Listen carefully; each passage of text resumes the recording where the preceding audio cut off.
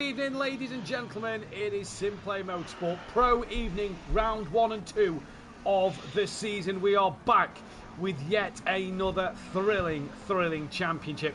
I'm your host, Mathew Duffin, bringing you all the pro action once again, live with Kelly Davis throughout this entire season in what looks to be, finally, for the pro drivers, a stacked grid. 34 cars, we're expecting 35 here tonight. And as you can see, there are a lot of Ferraris and a lot of McLarens, 10 of each I do believe, or 11 and 10, which either way, it is heavily dominated by them, with the odd BMW, Audi, Mercedes-Benz, Aston Martin and Ford Mustang on the grid. But Kelly, good evening. A season, I think, in which we expected Ford Mustangs to be the main car and the go-to car, and we've got McLarens and Ferraris. Either way, it's going to be a good one. Absolutely, and it's great to be back, Mathew, and well done everyone, and congratulations, because you are listening to the Supreme Dream Team and you are watching probably the pinnacle of sim racers around the world, and I don't say that lightly. You're listening to SimPlay Motorsport and watching SimPlay Motorsport, and we are got to be the premier console league now, with 35 of the best drivers from all around the world, and it's going to be a great season, Matt. Yes, you're quite right. The Mustang, we thought there'd be loads of them, but it's only Overtaker who seems to have held on to his Mustang. Everyone has jumped ship, and they finally come round to my thinking with a lot of McLarens on the grid. Well, we'll have to wait and see. Either way, we can run you quickly through the teams as we come to the end of the We've got a lot to do, haven't we? We've got a lot to do. Obviously, we've got that the extra 10 minutes practice that there would normally be. Is obviously it's week 1. It's qualifying, double week of qualifying this week. Tordoc stays as MSA Racing, your Constructors Champions, with that of Sylph. They're running the Red Bull MaxVerstappen.com liveries on their car. In the Ferraris this year, come out the Ford Mustang. Team Audio Sport, same lineup for them, but a new machinery. They've come out the Porsche and the Aston Martin, and they've gone for a set of Lamborghinis. Dan Davis, we got a good deal Ben on Rook. Got a good deal. Dan Davis and Ben one, got 5 free. Yeah. Dan Davis and Ben Rook lining up with each other there. Dapper Racing, and if you think, well, that name sounds familiar, it might sound like the Napa Racing of the British Touring Car Championship. Dapper Racing of Hoopert, this time in the BMW, teaming up with the returning Honda of Kieran O'Reilly, leaving the SimPlay stable, moving to the MSA stable. Interested to see what he can do this season. We then got Yin Yang Racing, which I think is probably one of the best names on the grid this season. Carlos is in that car, and he is teamed with one of the Mercedes-Benz down the order of Brandon Williams, who was pretty decent at times last season. He's in his Mercedes-Benz as well. That is Yin Yang Racing. Gotta love that team name. AS Racing, which is the which is part of the Audio Sport SimPlay stable. AS Racing, AS obviously standing for Audio Sport. That is Patrick Ledger, who was free agent in terms of independent for the last 2 or 3 seasons. He's made the jump into the team, and he's going to be joined by, when I can find his Lamborghini, there is so many drivers to go through, Kelly. It's strange. He's going to be teamed with Cardno. Cobb, AK from back in the day, who's been regular followers since day one. Zampolini for Team RRM. We saw him on Tuesday night. Looks a very quick driver in that machinery. He is teamed with, and I can't honestly see who he is teamed with. He's teamed with De Bont, who we've seen in a few of the fun events. He looks a quick guy as well. Keep your eyes out for those two. Cloud9 Racing of Overtaker, and that of the man himself. Wherever I can find his name. So many names to go through. Jamal Clouden, P13, finally gets to run the Cloud9 name on the grid. We've then got Sny Roadrunner Motors, who I think, by the way, and this is early doors, can't see it properly at the moment because he's merged with another car. I think Sny's got contender of livery of the season. The red on it is just something so nice about it. He is teamed with, again, can't see who. Do you know what? It may have just been easier to have loaded up who they're teamed with on the tables, wouldn't it? That may have been better could thing. have been. Roadrunner Motors is Sny and Stardog. That's why I can't find who he's teamed with. Stardog isn't here tonight, so that is who Sny is teamed with. De Bont, we know, is Team RRM is that of De Bont and Zampolini, as we've just gone through. McGowan, Team GBR, he's gone over to the Greasy Bandit stable with fellow driver Skunky. Both gone to the McLaren as well, which I find interesting to see what they can do. SimPlay Racing keep hold of Mike Matthews and bring in Matt Wright in the McLarens for them too this year.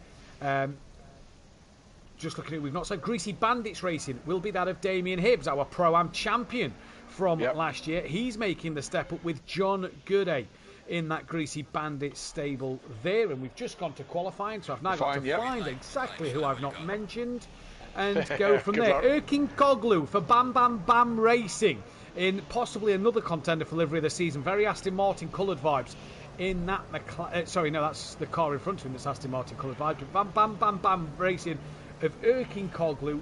He is teamed with that of Will Freed. No, is that right? That's not right. Oh, so many names, Kelly. So little time. He's teamed with Umut Ozer. Umut Ozer is not here tonight, so we'll see. Will Cairns is in the Aston Martin coloured Ferrari of the full send Aston Martin into the McLaren. He joins us back for another season.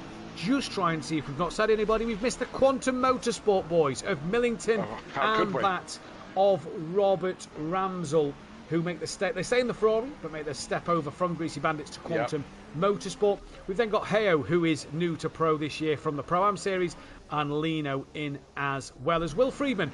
Team named but independent driver, Ballbusters Racing, in the Ferrari, leaving the Porsche. So no Porsches this season out there on the track. No, they obviously have been that Porsche off for being hard work. I'd agree. But qualifying, Kelly, for race 1 of the season is underway. And don't forget, week 1, 50-minute practice, a 10-minute qualifying, followed by the new 15-minute sprint race, and we'll get into that on the formation lap. We've then got the 10-minute break, followed by a 15-minute qualifying for race 2, and then the 1 hour 10-minute race. Again, we'll get into that a little later on. As you said, we've got lots to talk about. New format, new way that the drivers are categorised as well. So we need to get into that at the moment. We have got less than 8 minutes now, and we've got 34 drivers, and they're all on track. How crazy is that? It's going to be. I mean, we need to. I think we need to revise our own contracts, Matt, because we are going to have a lot to do and a lot to talk about. And like just then, Kelly.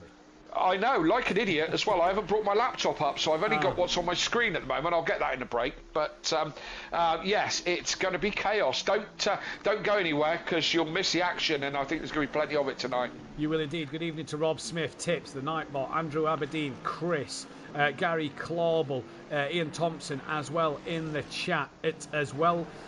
Who's here tonight as Sny's coming through to start or to finish the end of his first flying lap, and has already caught up to a bit of traffic. And look at that little track map, Kelly, at the bottom corner. There are cars everywhere on this circuit tonight. It is going to be tough to keep an eye on who is where and doing. Reminds me of Clio's. Oh my, doesn't it just? If you could have had a full grid, wow. This is going to be interesting. It's and we'll go through the calendar as well. We've got some tracks this season for you all as Cloudon pops it up into P3. What will Dan Davis do? He moves up the order. That's Mike Matthews then just behind him. He stays P7, overtaken then in the Soul Mustang. It's going to change like a fruit machine, this, isn't it? Oh, this is going to be chaos. Like a fruit machine. Absolute chaos. And we're not going to be able to keep our eyes on everybody coming through the final corner, because it's just going to go by so quick at the moment. We're down with Calsef. But Kelly, I'm expecting great things this season. 35 cars, like I say, we're expecting tonight. This is going to be one heck of a grid. Absolutely, and I think there's going to be some very interesting. We've got some new guys who are very handy, and I think, and there's a few guys who, the Audio Sport team, for example, have changed cars, and Cloudon's looking good, and I think there's going to be some big fights for the top. There's also going to be a lot of disappointments as well, because it is going to get argy-bargy, isn't it? I think we could have a few surprises. The likes of Gooday and Sny and Hibbs coming up from Pro-Am looked pretty nimble last season. It's going to be interesting to see what they can do on their approach to this season. Yeah, absolutely. And, we don't know what the season's going to bring. And but as I said, I'm pretty sure it's going to be a classic. I'm 100% certain it will be a classic, as Brandon Williams just drops down because Sny moves up into P2. Sny's worked hard. Remember, he was 3rd place in Pro-Am last season. So he's obviously put the time in, because that is some good pace from Sny. As Hoopert nearly breaks the 1 minute 28 mark. Dan Davis coming towards the line now as Cloudon doesn't improve. Dan moves now up into 2nd place. We've then got 442 coming towards the line. That is Carlos, who was a bit of a front runner at times last season. He's currently down in 26th place, 3 seconds off the mark. We don't think that's going to be a respectable time, because we assume that's going to be beaten, as he's now down to 27th and crosses the line and shoots himself up the order to P4. So at the minute, this is going to be the other interesting thing, Kelly. This is what we saw Tuesday night. For someone like O'Reilly on Tuesday night, qualified down in 19th place in the first qualifying session. These qualifying sessions with this amount of cars on the grid, track position and getting that banker lap in is going to be key.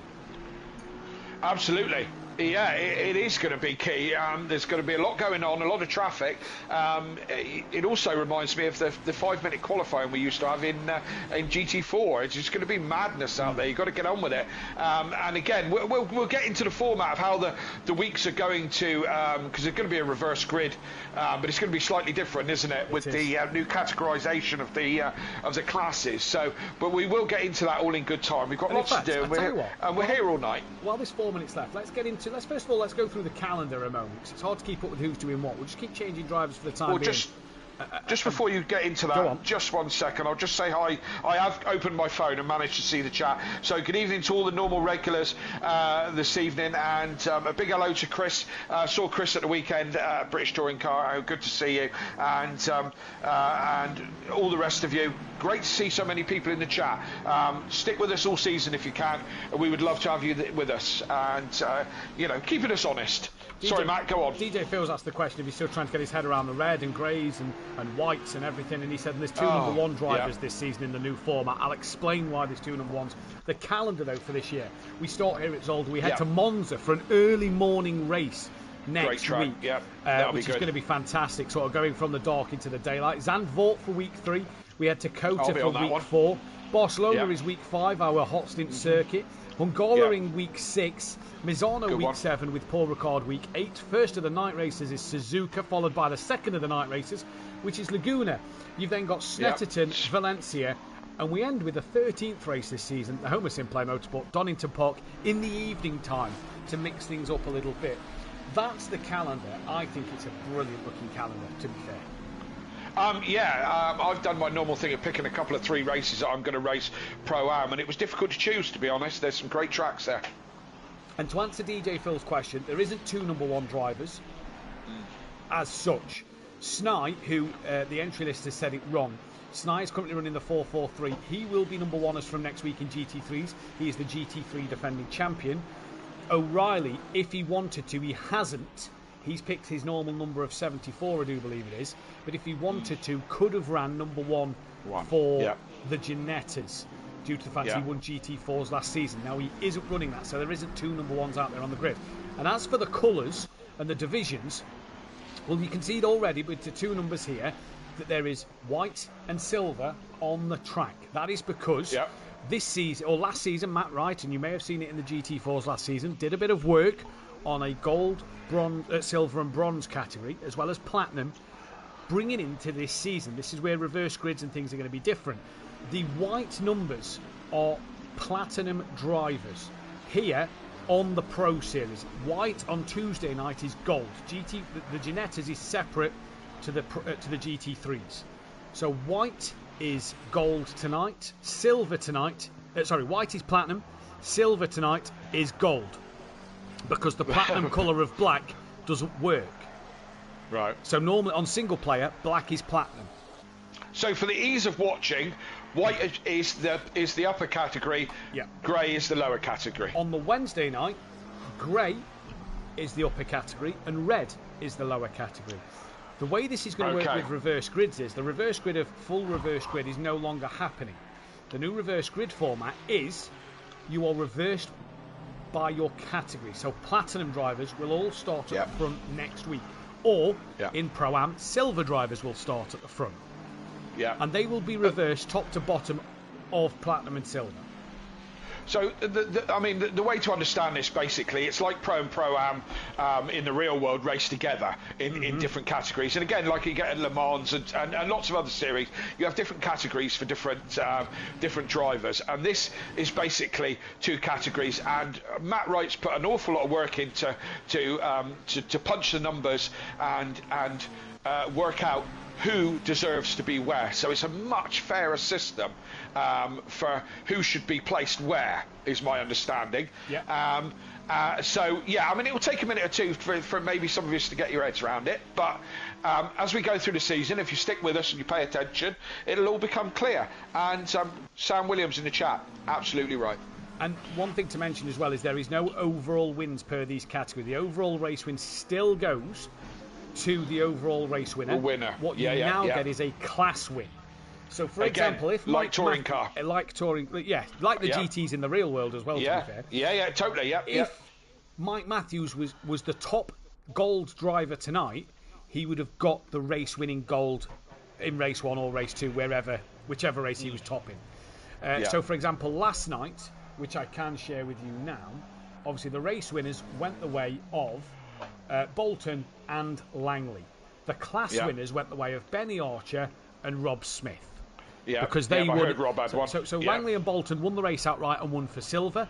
The bronze winner was Rob Smith and Benny Archer. They was the bronze winners last night. In the GT, Zampolini and Hooper got two gold wins and a gold win for Hooper. Matt Wright, Snye and Darren Yeo got a silver win, and the bronze wins went the way of 3 race wins for Langley in that silver category. So that is the way in which it is going to work this season. As qualifying comes to an abrupt end, Steve Millington is the last driver to cross the line, and for the first time this season we could say that we have got a point on the board in the pro category, and it has gone the way of none other than Tardock. No, not overly surprised. But look at that, top 17 drivers separated by a second. Yeah. You don't break the second until you get down to 18th. That's mad. It is crazy. And also, this is what we mean by this, and this is where it's going to be interesting, because Snye and Mike Matthews, 2 silver drivers, mixing it in the top 10 with the 2 gold drivers, mixing it in the top 10 with the platinum drivers. Yeah, and this is how these things are going to pan out. And as I said, it'll all start to become more clear as you follow along, and we'll all get the hang of it. So, but it's definitely looks like a change for the good, for sure. Indeed, it does. So I'm just inputting the qualifying results here from the first qualifying session. That's a lot to input as well, isn't it? More than normal, isn't it, Kelly? We normally put in 12 or 13 names down. We've got 34 to input tonight. Jamal Clouden, P4. Good qualifying that from Clouden. Yeah, good one. As I said, Clouden. Yeah, Clouden looks like he's stepping up a bit, doesn't he? He does indeed. Dan down in 7th. He'd probably be a bit disappointed with that. I think he may have expected a bit more. O'Reilly down in 9th. Not used to seeing him so far down. Overtaker down in 14th place. That is quite the shock, I think, of qualifying so far today. Well, yes, it's again, as I said, it's a lot of there's a lot of cars and separated by very small margins, and that's what we've got to remember, really, isn't it? I expect there was a few others I expected higher up the list. Carlos with a good effort as well in second place. Yeah, absolutely. It'll all start to shape up, won't it? It'll all start to shape up. Indeed, it's going to be an absolutely fantastic night's worth of racing. You can be sure about that one. A lot of new faces on the grid and a lot of new liveries as well, and drivers in different cars. So it's going to be, I think, a little bit fantastic. I can't see Calsef on there. That might be the driver we're missing, so just skip him for now. Where did Will Friedman qualify? 22nd for Will Friedman. Wow, that is down the order for Will Friedman. They're expecting him, there's Calsef, he's 27. Expected him to up that order a little bit more, but he's come out of that trusted Porsche that he normally drives, and he's only in the Ferrari. We know the Ferrari's a very good, capable car, but I'm a little shocked by 22nd for Will Friedman. They're the last place driver in Platinum. Yeah, somebody's got to be there. Might just not panned out for him. Might have had traffic. That's definitely going to be an issue. Oh, 100%. I think this is going to be. I think that's going to catch drivers out this season. I think that, especially when we get to. You think of tracks like Zandvoort, Kelly. Zolder's already a tight enough track as it is, quite narrow, and difficult to get through. I think it's Stein, the other car that we're missing. I've not seen Stein out there. Zampolini was up the order in 6th. De Bont was 15th. Sullivan was down in 20th. And then Lino was at the back in P34. So, Stein not on the grid. So your grid order then for this first race this evening looks a little like this. It's Tardock from Carlos, as we're going to go to the heli camera. It's Tardock from Carlos, from Silf, from Hoopert, with Jamal Clouden, Zampellini, Dan Davis, Dimitri Schnei, Kieran O'Reilly, Mike Matthews, Brandon Williams, Ian McGowan, Ben Rook, Overtaker, De Bont, Erkin Koglu, Skunky, Meyer, Matt Wright, Sullivan, Patrick Ledger, Will Friedman, Van Zyl, Cairns, Calseth. Harris in the Audi, good, interesting choice of car, that Audi. Yeah. Hibbs is in 27th, from Rob Ramsell 28th, Cordno 29th, Hoffer 30th in the Mercedes this year, with Millington, Hayhoe, Gooday and Lino rounding out the back then. Kelly, a prediction on a race winner? You're having a laugh, aren't you? I think Tardock has got a good chance at it being on pole. He's got an opportunity to get away early. Carlos is going to give him... I don't know. If I've got to say someone, I'm going to say Tardock. I think that's a bit of a weak choice, to be honest. Not that Tardock's weak, that I didn't analyse it enough, but that's going to be... just in case Craig had the about me, you know. Yeah, not that Tardock's weak driver. It's just an easy choice for me to take. Oh dear, I feel like digging a hole.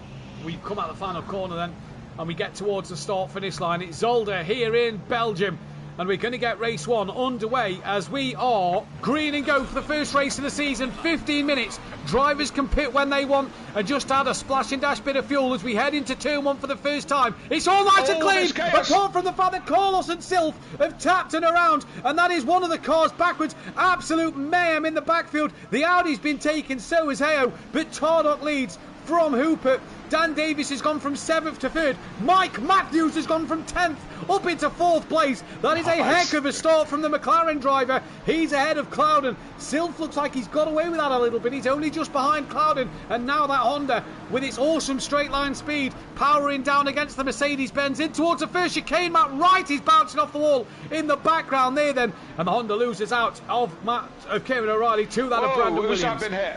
Mike Matthews been hit from behind. No, is it Mike? No, sorry, Matt Wright. Not be. Matt Wright being hit from behind. Give us a minute while we work out who's who and new liveries and new cam positions and all the rest of it. So, yeah, couple of guys lost out there. Mike Matthews with a huge wiggle there. Dan's up into 3rd now. Had a great start, really mixing it up with these guys. And... yeah, who lost out there? Zampini lost out, didn't he? He went backwards. 12th. He's had a nightmare start. Where's Will Friedman? Yes. He's only 28, so he's not come through the pack. And Carlos down at the back. That is a spinner. Yeah. I think that is the 229 coming through the hairpin. There it is. It's Cairns then, who has got a bit of damage on the front end. Meyer's got incredible damage on the front of his McLaren at the back. Yeah, Clouden all over the back of Mike Matthews. Mike Matthews, I don't know if he's struggling for tyre temperature or he shouldn't be heavily fuelled for this sprint race, only 15 minutes. But Mike seems to be all over the track at the moment, only just trying to get his tyres in the right window, but he's dropping back. Clouden's all over him, and Dan's just starting to pull away just a little bit. But this is the interesting thing, Kelly, is who is going to go what on fuel, because 1 second of fuel is stationary for about... 1 lap of fuel, litre of fuel is stationary for about 3 seconds as Clouden coming under pressure from Silf, who's going to go right around the outside at the first chicane. That is a beautiful move from Silf. And now Clouden's coming under pressure from Brandon Williams as they come down towards the Gilles Villeneuve chicane then. And Williams can't get it done. Clouden manages to keep that one covered off, and Clouden, late on the brakes into the side of Silf. Silf off the track, Clouden around, reverses it back. But I've got a feeling Clouden's going to be stationary there while all this traffic comes through, slowly rejoins, but he's got to stay to that outside line, and that is not the start Clouden would have wanted today. No, I think Clouden misjudged that one a little bit. Throw it down the inside, hoping to get it stopped. That chicane comes at you really quickly, and it does catch you out, Matt, doesn't it? That one, it kind of comes at you really fast, and it's very easy when you're sort of off the line, Kelly, defending that inside line. It is easy to just miss the brakes and do what Clouden did. Yeah, as totally. Matthews now coming under increasing pressure from that of Silf at the moment down the sharp end of the grid. Drop back to Matt Wright on the back of Hibbs as we look at John Gooday attacking the back of, it says Stephen Millington, but that is not, that is Sully's car. So Sully has got past John Gooday And who's that behind John Gooday? That's Clouden behind John Gooday. So he's dropped down to 21st place. I'm surprised he's not just pulled into the pits. Sny, Ramsell, who are having a bit of a ding-dong fight at the moment. Sny's got some big damage. Ramsell to the outside of the hairpin, looking for the up and under. But Sny, Ramsell, Kalsef, Hoffer, Cairns, Ledger, Friedman, Carlos have all done their pit stops. Meyer in the pit still with that damage. Lino and Heyo in as well. This is a new change for this season as well, isn't it? The pit window is open from straight away almost, so you can pit any time you want. You don't have to wait for the pit window like you've had to in the past. Only in race 1. Race 2 it opens after 5 minutes and closes with 5 minutes to go. It's a 60-minute pit window. Yeah, 60-minute pit window for this season. Yeah, so it's a bigger pit window this season, so that's also a new change. As I said, as we go, we'll bring you up to date and remind you time and time again that these changes. Silth has a look down the outside into the right-hander at the back of the circuit on Mike Matthews. Mike Matthews, I'm proud of him. He's doing a great job of defending KLF-like, holding Silth back because Silth is on a mission. But the front three are pulling away, and Tardok now just gapped Hooper by over a second now. So Tardok going off into the distance. Remember, this is only a 15-minute race, and we're a third of the way through already. Yeah, we are a third of the way through, and it is good defending. Easy to defend around here, I'd say, apart from this first sector. This first sector is really where you can make some moves and find it hard to defend. After that, the chicanes and the tightness of Sector 2 onwards really does help you and allow you to defend that little bit more. We've got McGowan, Hibbs and Van Zyl have all come into the pit lane. Clouden has got ahead of John Gooday. I'm very surprised that Clouden down there hasn't gone into the pits to try and get an undercut on a few drivers. We've got Gooday and Sully side by side at the minute, coming through turn 3, down in towards turn 4. Michael Harris watching on just behind. John still side by side with Sully then as they come through turn 4. John nearly into the gravel. Harris fancies making this 3 wide. Sully cuts that one off very quickly. And John and Sully still side by side. Harris nowhere to go. Bit of door banging into the first chicane. They're still together. Sully has to give it a bit of a cut and yields that time to give the place back to John. But he's also going to lose out to Harris now. And Harris may fancy a look at Gooday as they come down towards the Gilles Villeneuve chicane. And Harris stays where he is. But Sully there, rightly so, gave that time back but cost himself a place. Good driving from Sully there. We'll commend that. I didn't think they were both going to get through. John made the corner, which was great. I didn't think he was going to slow it down in time, but got through the chicane absolutely perfectly. And then we've still got this quartet here of Mike, Silth, Williams and O'Reilly with Overtaker. In fact, Ben Rook's on the back of this. I didn't see his little white Lamborghini popping up till after they come over the crest. There's Ben and that brightly yellow coloured Ford Mustang. A little bit off this pack at the moment. Had to say, had an incredible race with Silth on Tuesday night. Some great battles with him in the Ginetta series, the Who Darren Cup. I heard you did quite well, Matt. Yeah, 5th and 2/4. I was pretty impressed with that. But Silth, though, has got a run on Mike Matthews in towards turn 4. And Silth just bides his time, gets alongside Mike, who drops a wheel into the gravel. Momentum lost. Silth through. Mike gives him a flash. I saw nothing wrong with that there. I thought it was just great bit of driving. Williams now fancies a move at the chicane as well. And Williams gets past. So Mike, out of 4 into 5 and 6, loses 2 places. And he's now got his former teammate of O'Reilly lurking on the back of him. Yeah, absolutely. And what's happened to... Where's Dan gone? Dan's pitted.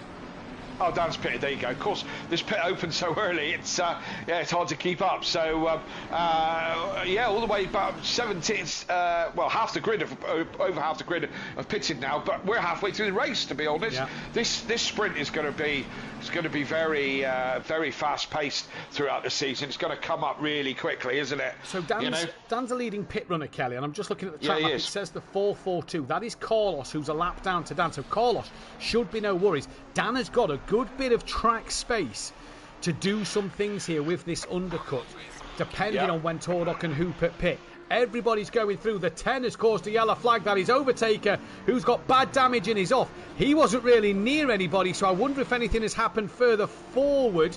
There's Silth, there's Williams, there's O'Reilly. Mike Matthews has got damage. Where's Ben? Ben is in the pit, but Mike has got an incredible amount of side damage and rear. So is him and Ben Adder coming together, or has Overtaker missed his brakes by a long way? Unfortunately, we don't know. Oh, Chris has just said in the chat, Mike's crash going into the pit. So I wonder if that's what's caused Overtaker. Okay, yeah, could be. Unfortunately, what hasn't improved is ACC's cameras, and we only still get to see what we can see, and not an overview of everything, which is a shame. Yeah, it is indeed. Down with Rob Ramsdell, just losing out the 302. That is Skunky in and out the pits, but he's got to come back in. Stop, go 30 for him. We have seen no end of track limits and pit lane speed penalties this week at Zolder. It has been horrendous for the amount of offences being caused. It has been strange to see. But Rob Ramsdell... Wait till Zandvoort. Oh, I can imagine with Zandvoort, especially with that pit lane. But to be fair, Monza's pit lane's pretty quick, isn't it, coming off the parabolic? Yeah, it is, it does come up, very fast, So the leading pit runner is Dan Davis. He's 14 seconds, I think that said, behind Sully. The car in front of Dan is a back marker, so he should move out the way. McGowan on the back of that isn't Erkin Koglu. That is Ben Rook. It's Erkin Koglu on the back of Ben Rook. I thought to press McGowan there. So Erk or Koglu, or if you want to say Erkil Koglu, then that's fine, but we will vary this name, I think, as this season goes. Anybody who knows me knows that I'll abbreviate that to Erk or something. Yeah, so I called it before I'd even spoke to you that you're going to start calling him Erk. I can't remember who I said it to. I went, Kelly, we'll just name him Erk for the entire season. And you joined the party. Cool. It was like, this is going to be his name. The one thing to note, Kelly, the drivers that's had damage, what are they going to do? Does Mike and Overtaker repair that damage on a 15-minute race? They're both going to be jumped, by the way, by Ben. Depends, John Gooday, I think, may have jumped Mike in the pits. Gooday was done before Mike Matthews. Tardok has done his pit stop, came out just ahead of Keynes. So where's that in relation to Dan? I'll tell you, well up the road. Well, Sully has jumped John Gooday in the pits.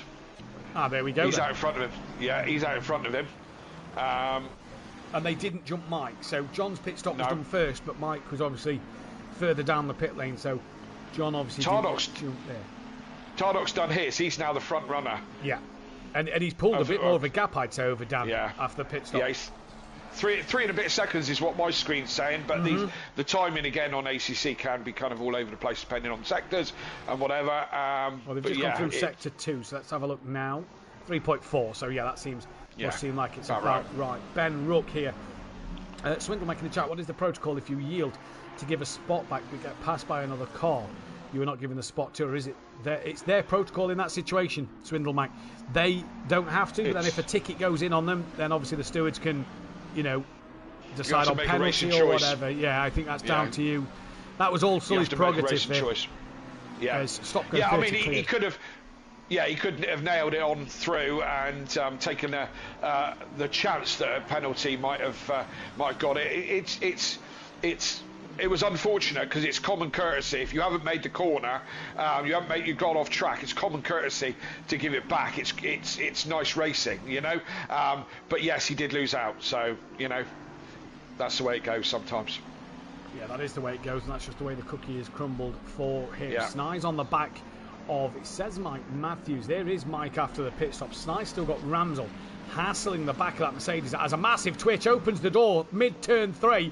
Out of 3 they come. Ramsdell's got that inside line now coming into turn 4. And Ramsdell, can he get it done? Sny holding strong round the outside. And I think that Ferrari could now in the straight line just get past that of Sny. This is all as well, by the way, for the battle in the gold category, because Mike Matthews is the race leader of gold. There's no extra points for leading gold neither, by the way. The points stay the same, sprint and feature. It's one overall championship, but it's just a nice little thing to see if you're battling others around you. Hooper came out closer to the back of Tardok, so Tardok and Hooper came out a little further ahead of Dan, but Dan has pulled that gap down a little bit. Erkin Koglu still on the back of Ben. We've got this great battle of Mike, Sny, Ramsdell, that then of Matt Wright and Hibbs, all for company. Clouden back up to 15th, Overtaker down in 18th. Yeah, I'm on board with Matt Wright at the moment. Watching brief over Robert Ramsdell and Sy in front. This is shaping up into quite a battle. There's a little bit of a twitch Matt Wright has as he comes out the final corner, and looks like everyone has pitted now, is it? I would say so. Yeah. I mean, we've only got 2 minutes left of the race. I mean, as I said, it's going to go so quickly. So top three looking like this: Tardock, Hooper, Davis is your top three at the moment. How far away is Silth from Davis? Quite some pace behind, isn't it? Yeah, 7.8. So he's quite a way behind at the moment. A bit of traffic in between the leaders as well, by the looks of it. Yeah, and Silt's got his own little worries as well. So he's got Williams within a second, who's got O'Reilly in a second of him, who's got Ben within a second of him, who's got Erkin Koglu within a second of him. So all a little bit of a traffic jam, and I don't think Mike repaired his damage with no Snyder, and this is the real train at the moment coming down in. Cloudon's 2.4 off the back then of Hibbs, then it's Zampolini in 16th, then it's Cordno P17 on the back of him. We've then got Overtaker and Calseth. We've Gooday just on the back of Calseth. What's happened, Kelly? Sorry, Ramsel went very wide on the grass, just avoid the wall. He kind of, Sai went a little bit kind of deep as well, and I thought Robert Ramsel was going in the wall, but he managed to just get it all back together. But it cost him time. Well, the lead's on the final lap. Hayo has returned to the pit lane, so that could be a retirement in this race. Will Friedman, 29th in that Ferrari, Kelly. He's on the back of Patrick Ledger, just has not come through the field. De Bont on the back of Cairns, Harris on the back of Steve Millington. So his drivers massively, I'd say, out of position in this race at the moment. And look at this, you've got Calseth, Gerde, Van Zyl and Sullivan all together, with Hoffer not far off the back of them. But we are on the final lap. There's 1.7 between Tardock and Hoopert. Hoopert's then got Dan Davis 3.6 behind, with Silf 7.3. It looks like the season's going to start, not how intended, because I don't think Tardock won at Donington at the end of last season, but it's going to start with MSA back on top once again. Absolutely, and we've got an awful lot to talk about. This first race has gone so quickly, but just because to make Rob Smith happy, Ginsters aren't a real pasty, and Hondas are the best lawnmowers in the world. And I've not even said anything to I hadn't either, but Rob said we're not going to go a whole race without mentioning pasties or lawnmowers. No, we're not. That is that's the bottom line. But there isn't going to be much chat about them tonight. I tell you what we're not going to do. We're not going to miss race winners this season, as Tardock comes towards the line, and he's going to win with the fastest lap of the race, the opener this season. Hoopert is going to come across for P2, with Dan Davis out the Porsche back on the podium. Silf is then going to come towards the line for P4 in this race. What a job from him after that chaos start from Williams, from O'Reilly. Ben Rook P7, with then Erkin Koglu P8. McGowan's going to come towards the line for P9. Mike Matthews P10, and what will be the gold winner from Snai, Ramsel, Wright, Hibbs, Cloud and Zampolini all at the end. That was a train of cars.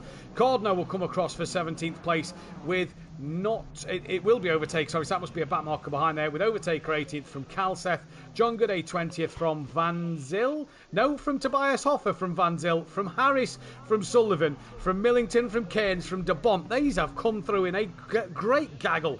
Ledger, Friedman, Lino is the last car out there, and Hayo is 2 laps down, so that, I believe, is possible damage at the end. I'm sure the stewards will get a look at that one, but that will be classified as 33rd, which isn't points anyway. How far down do the points go? 30th. 30th, oh, okay. Yeah.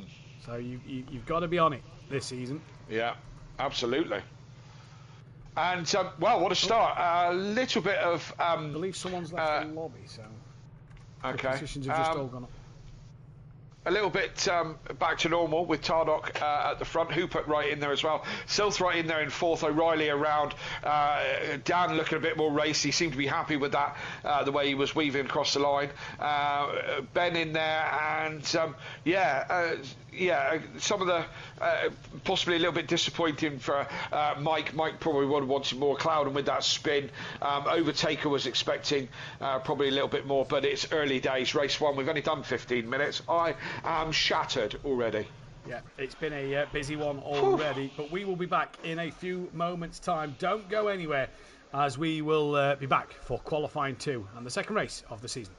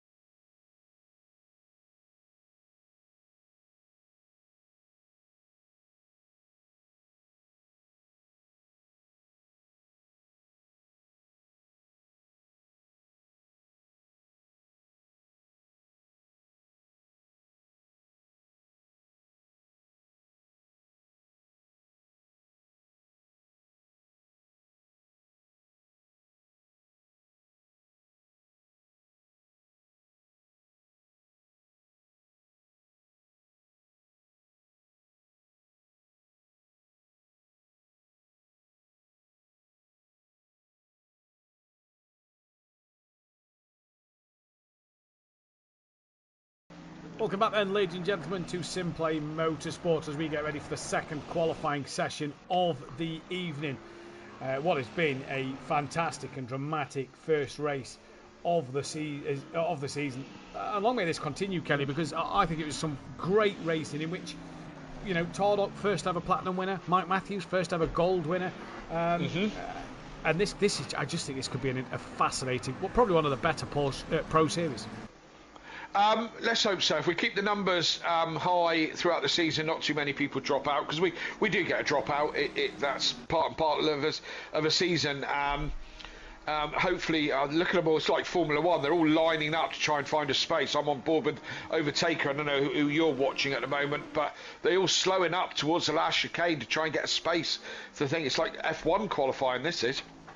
Yep, I'm on all of them as well. I'm on, Williams as well. So we'll see what he can do. So he was the first driver out the pit lane. Now the 163 and the 818 have returned to the pit lane, and just look at all them yellow flags in the last sector. And Dan Davis, who's delayed a little bit in qualifying going out, I think, in fact, let's go down onto Dan Davis in a second. We'll come back to Williams. Dan Davis, look, who's gone, I'll go out later and find myself a gap. Well, that's about to come to an abrupt end because now he's slowing down. There's a new rule for this year. You can't overtake in the final sector. There's a bit of complaining about, especially in the GT4s with the short qualifying, about you know, overtaking that final sector and ruining people's lap who was waiting to get a space. Well, if you look at this, look, Dan Davis, who created himself a lovely gap, has had to slow and wait to get away. And where's Brandon Williams? Well, he's coming to the hairpin before the last car's even started his flying lap. So the leader, as he's gone wide and deep, so probably ruined his lap. But the lead car on a flying lap's about to catch the last car who's yet to start his first flying lap. This is going to be a constant problem, and it's going to be a constant problem all season. But hey, okay, well, that's the way it is, you know. That's racing. I tell you what, I bet people are glad Brands Hatch isn't on the calendar, because that would be a problem.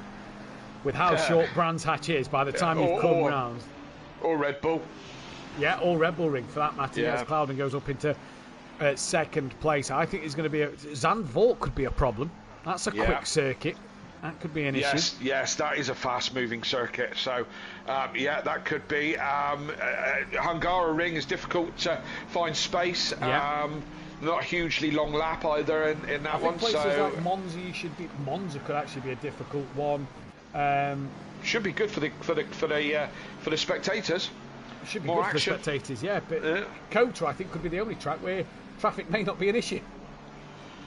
It's such a long track, isn't it? Over a 2-minute lap, Kota. So, but it's.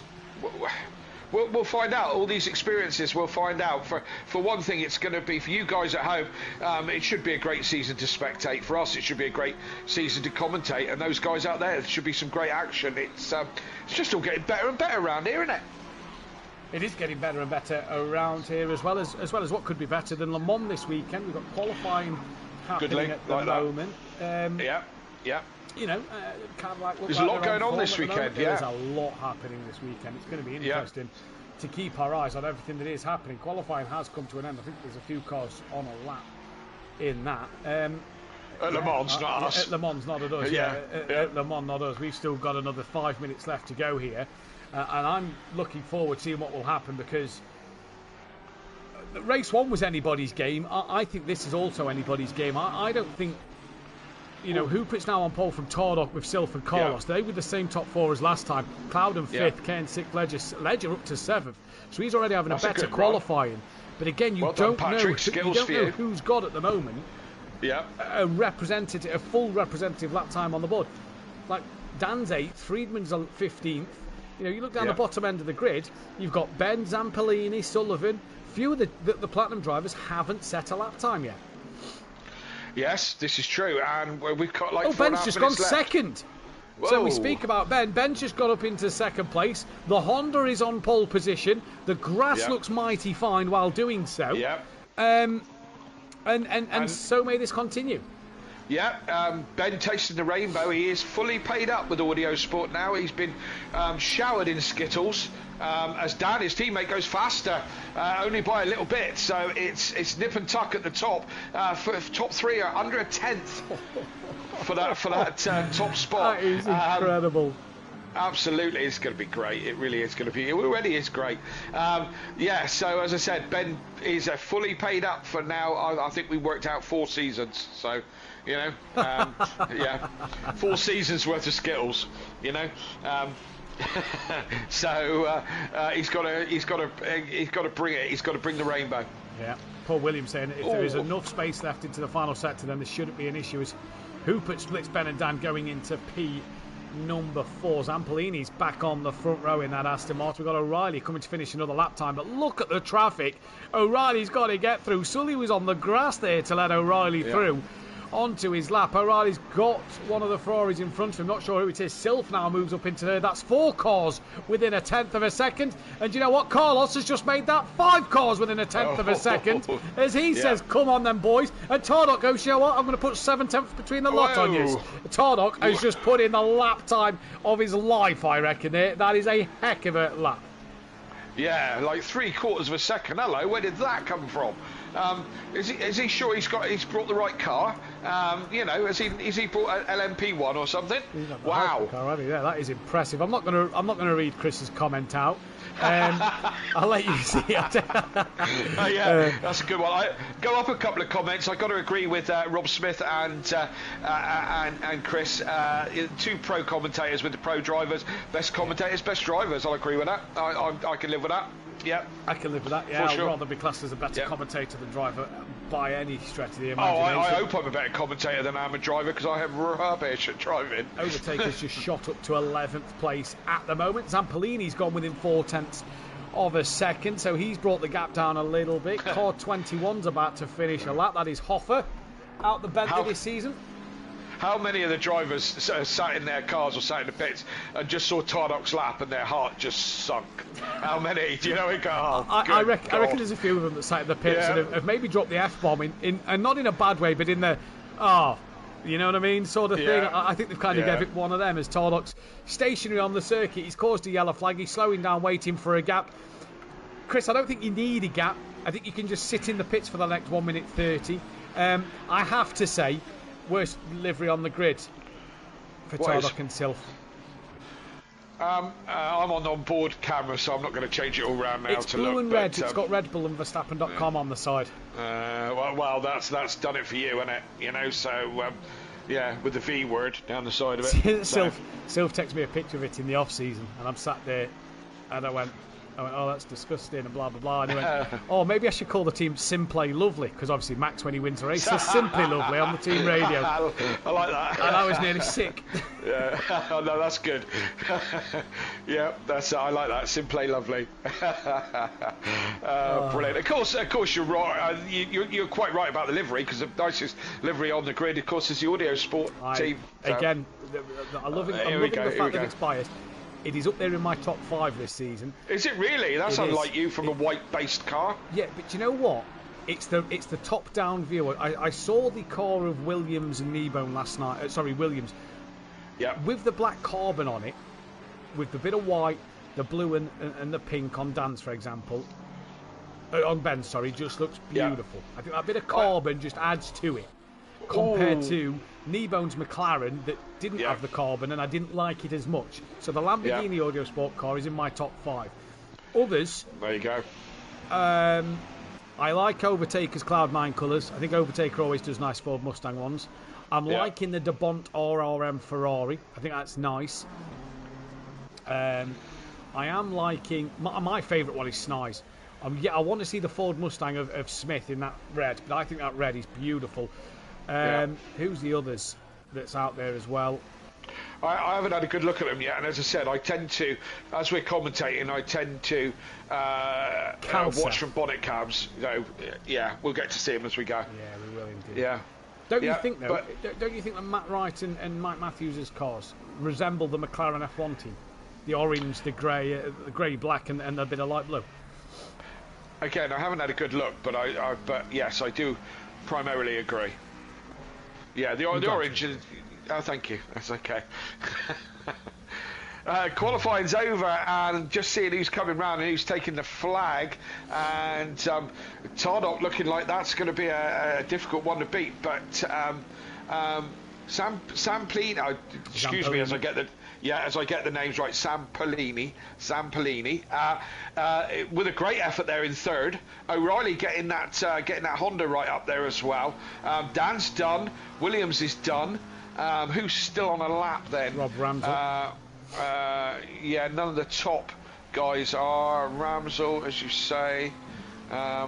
But most of them are done now, so it's looking like no one's going to. That's it. Yeah, we are done, and it's Tardock with the pole with a very, very good lap. It must be said. Yeah, and I think Tardock's looking for a clean sweep here today because he's been on fire and looked pretty good value for his money. Got a pole in the week in GT4s as well, so did pretty well there. So in fact, what did he get this week? So I can update that as we go. He got a pole position, so that's his third pole position at his circuit with a race win to go with it. I think that's a great effort from Tardock there, and we will go through the grid order in just a moment. Obviously, I'll input the results on the spreadsheet so that the spreadsheet is all correct and up to order. But Will Freeman up in 15th, bit better from Will, bit better from Overtaker this time around. It's Erkin it's Clouden down in 25th that I think is 26th that I think is a surprise. Oh dear, yeah, absolutely, because his one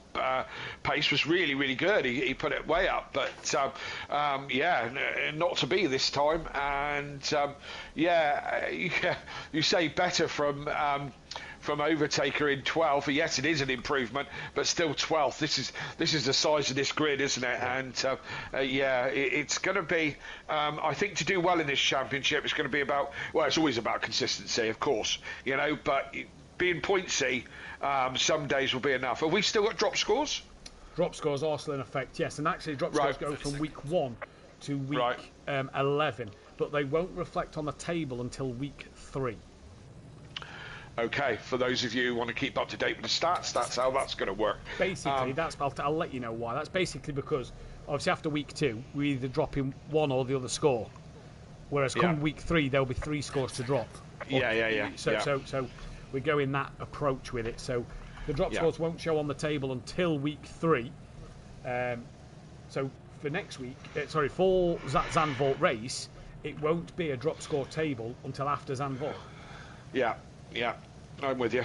If you're new to SimPlay, then good evening. Where have you been for the past 5 years? The drop scores, we can explain a little bit better as we go on. There's a lot for us to get through this evening. Tardock not moving off the line. I hope he's just nodded off or something. I think he's going now, Yeah. He's got to make his way back to the grid, which isn't a problem. The car's ghost around the formation lap, so it's he can just whiz his way through and get back to the front. Not a problem.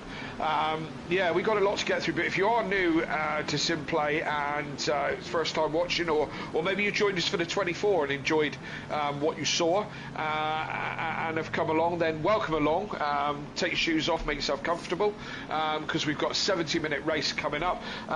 Just in case they're watching, good evening to my friends at the Kawasaki Centre, to Adam and to Freddie. Anybody else in the chat, please give us a comment in the chat. Just say hello, how you doing, whatever. We love to hear from you, and we like to have the interaction, because otherwise we end up by mid-season talking about pineapple on pizza and cheese on toast and so on and so forth. So keep your comments coming if you want to just talk about the brilliant racing on SimPlay, or you want to talk about Formula 1 or touring car, which is our touring car being our favourite subject. We love touring car. Formula 1 probably our second favourite, but also WEC, Le Mans this weekend.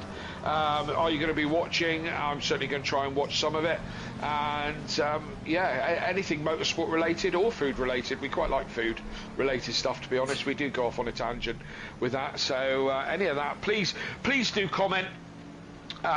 Don't feel shy, don't feel embarrassed. We're all friends here, but don't say anything negative, because that's just rubbish. It is indeed. Right, so now that I've got that done, why that's so, it's a BMW with on the statistics.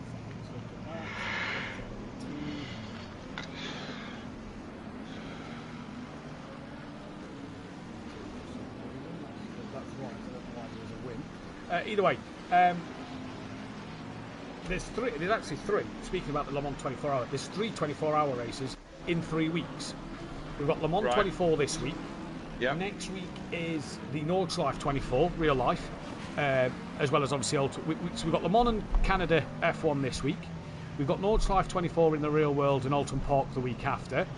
Yeah. And the week after that, we've got the Sport 24 hour for the GT's World Challenge as well. So 3. Can you imagine if you're one of the GT drivers doing all 3? That's just crazy. That's crazy. Yeah. Absolutely.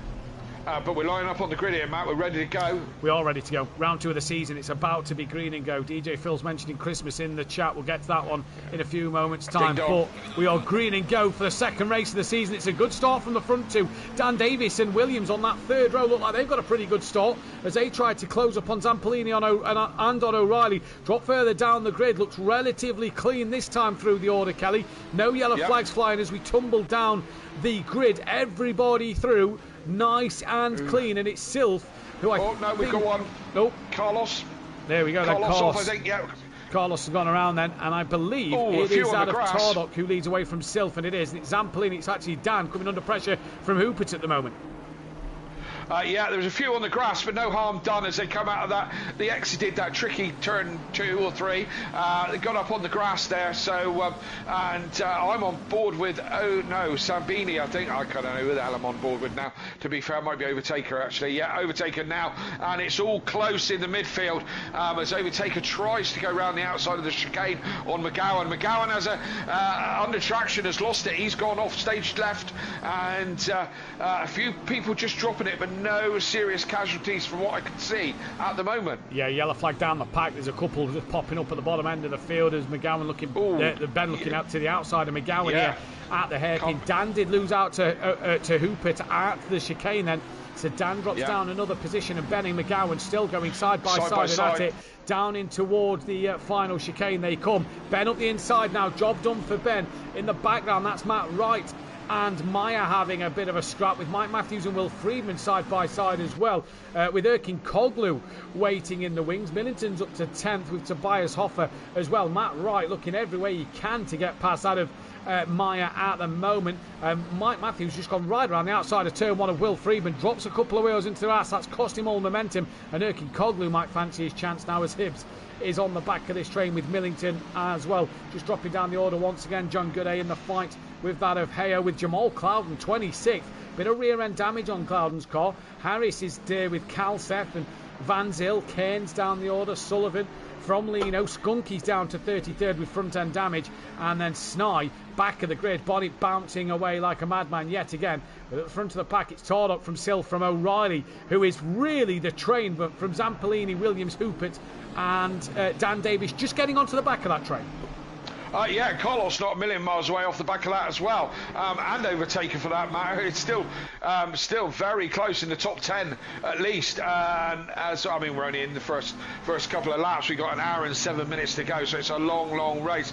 Pit window opens for 1 hour, not the small pit window that we used to have. It's a 1 hour pit window. Opens strategy up much more to what these guys want to do if they get stuck in traffic. We got some argy-bargy up towards Williams, O'Reilly and Zampini all in a bit of a scrap there at the moment. So the top, the second, third, fourth, fifth, all in a scrap at the moment. Where's Dan in all this? He's got to watch him brief on what these lot are doing as they come 3 wide into turn 2. It's a very weird corner, turn 2, fast in, slow right down, and then hard on the exit, as O'Reilly is the one, Hoopert is the one who's missing out as he drops back as he goes side by side with Sambini into turn 3, was easy to run out onto the grass as they come into the chicane. That's going to sort them out.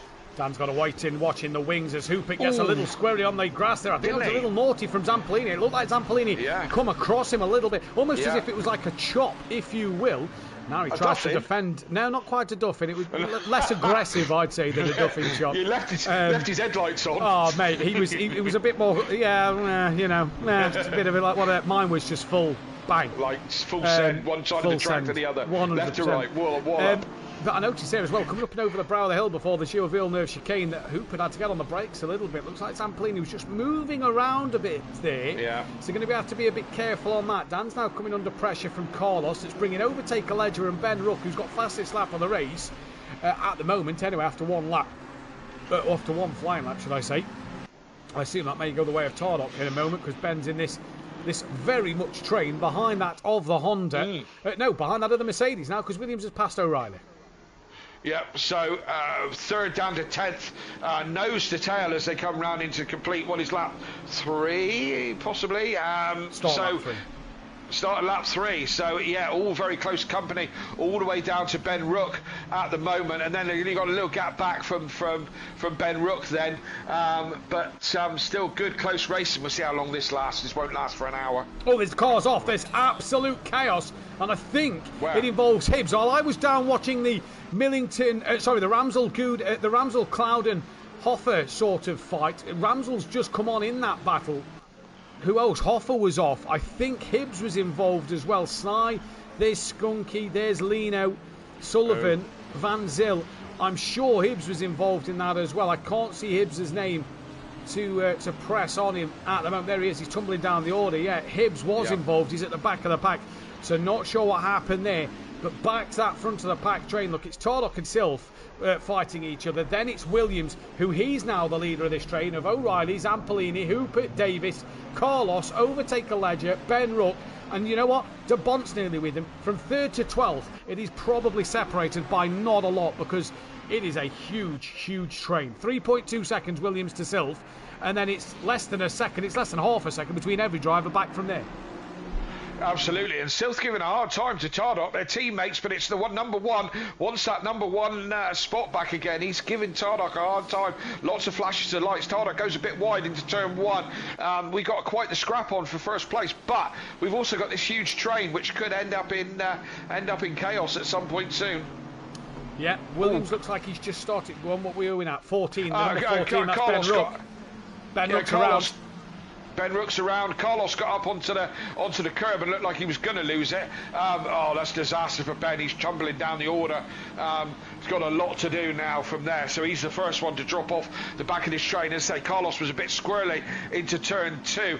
Dan has dropped back off Hooper a little bit, and Overtaker trying to look a way round Carlos as well. So Ledger with a watching brief just behind these guys. Probably the best place to be at the moment, Patrick. Going slowly. Sam Beanie going slowly. Someone else. Hooper's as well. Hooper's on the outside of the chicane. I've just noticed there. So if them two come together, that's gave Dan an extra. In fact, it's gave a lot of drivers an extra couple of positions there. Dan is has got Carlos. Is that Carlos? Yes, it is. Yep. Right on the back of him. So Dan's under immense pressure here. 2 drivers pitted. That of Erkin Koglu and Hoffer are into the pit lane early, and I can tell you, Kerry, I'm not going to name names, but there is such a difference on fuel loads and strategies at the moment. This is going to be an interesting watch, especially with the track temp at 30 degrees. It could be interesting to see if anybody takes tyres or not. The 302 has had a moment. That is Skunky down the order. But O'Reilly and Williams pulled away a little bit. Dan's had a bit of a bad lap there because he had Carlos and Overtaker breathing down his neck. Absolutely, and remembering this pit window is now an hour long. It opens up strategy, and the race being that bit longer, I think there's only the Ferraris that can do this on a full tank. And I do think it's been a lift and coast they can make it. No, they can do it. That's what it was alleged to believe, but there is other cars that can do it as well. Right, so around here anyway. Yeah, for most of the field, they're going to have to think about. They have to put at least 1 litre of fuel in anyway. That's mandatory. But they are going to have to think of strategy. That's why this has been changed for this season. We've got an hour and 10 minutes. It's not just a random kind of let's add 10 minutes to it. There is an idea behind it, and that is to open up on strategy to give these guys different things to think about: fuel loads, tyres, all the rest of it. Sullivan and Skunky into the pit lane. Then as De Bont looking to chase down that of Patrick Ledger, who is also on the back of Overtaker. Ledger just outbraking himself a little bit there. Dan's just started to creep away, looking in the foreground. We've got just behind these, we've got Zampellini's ahead of Hooper there then, so not sure what happened at the chicane. Them two nearly came to blows with that little chop a moment earlier on in the race. So Zampellini and Hooper going back at it. McGowan with Meyer, Friedman, Matt Wright, Mike Matthews. We've got a bit of a gap back to Millington in 17th from Cardno. Then it's hey-ho. Nice looking livery on that, to be fair. Clouden's up to 20th after a few drivers have pitted, and he's got past a few. There's Rob Ramsell. John Gooday has been over. In fact, who is that in between John Gooday and Ramsell? That is, I think that's the Mercedes of Hoffer. Yeah, Hoffer in the middle there. Hoffer's been in the pit, so Hoffer's a lap down on these lot. He's been into the pit lane. Really, John will be getting quite frustrated at this because he'll be wanting Hoffer to be out the way. And Hoffer's wide at turn 2 into now turn 3, and that should allow John Gurray, should allow Kalsef, and more than likely Van Sil, as Hoffer just has a little wiggle. And there goes Kalsef, and I assume Van Sil is now going to follow suit on the way down to the chicane. Yes, indeed. And just to remind everyone at home, Matt, what is the rules about blue flags? Normal blue flag rule. You have 3 corners as Van Zyl there nearly into the back of Kalsef. Across the chicane he goes. Lost a lot of momentum. Here comes Cairns to try and get past him. Hoffer has unlapped himself from Van Zyl. It's 3 corners, but obviously them 3 corners will be evaluated. The chicane is pretty much classed as 1 because you can't really get out of the middle of a chicane. And the second chicane is classed as 1, even though it's a 3-parter. So, yeah, realistically, it's 3 proper corners. Yellow flag. So you have to yield. You have to yield the time, within 3 corners. So obviously, turn 1, 2, 3, 4. They're 4 normal corners. 5 and 6 is a chicane, so that'll be treated as 1. Turn 8 is the bend over this. Turn 7 is the bend over the crest. 8, 9, 10 is the second chicane. That's classed as 1. And then this last chicane as well is classed as 1 because you just can't move out the way on a chicane as Van Zyl loses the rear, and that's allowed Cairns and Harris to get through with Will Freeman into the pits. He was one of the yellow flags, and into the pits he comes. Yeah, indeed. The train that was going on behind Williams is now down to realistically 3 cars as Carlos has dropped off the back a little bit now of Dan, but Dan's still close to the back of O'Reilly and on the back of Williams. Williams holding these guys up, doing a great job of defending here. And when do you start thinking about strategy to get you out of traffic, Matt? I think it depends on. I think it depends on the strategy you've gone, Kelly. Yeah, this is it. How much fuel you've already put in. I'm not going to name names on who's done what, but yeah, no. It's going to fully depend on what you've fueled. Whether you've gone short and long, whether you're going long short, a sort of mid-race thing, kind of like a quarter distance into the race and then do 3 quarters at the end, or vice versa. I think it's just going to depend on what your strategy and plan is. And I think that's how the race is going to pan out and be. What I can say is there is such a variety out there that it is just incredible to see this variety. And also, I don't think this is Carlos dropping off the back of Dan. I think that was Dan pulling away from Carlos onto the back of Williams and O'Reilly. And I think now that Dan is stuck on the back of that Honda and Mercedes, he's Carlos now losing time, and that's what's allowed Carlos to gain back up. Yeah, I'm on board with Carlos at the moment. So, yes, he's now drawn these 3 back in again. So I think you're probably exactly right with that one. Overtaker now. Let's see if Overtaker now joins the party because he's just a little bit behind. Is he going to be able to cruise up behind? And Ledger, when we get the train going again and see who blinks first. And who decided. Oh, had a look on O'Reilly. Sorry, Kelly. Dan had a look on O'Reilly there into. It's tricky into that chicane, isn't it? Very. To do it cleanly. I think if you're going to be doing it, you've got to be fully alongside up the inside. I don't think you can do it around the outside. You've got to be fully on the inside of that chicane, fully side by side, not bumper to bumper. I think you've got to fully be there to be at least warranted the room. And I think that's just good racecraft from Dan.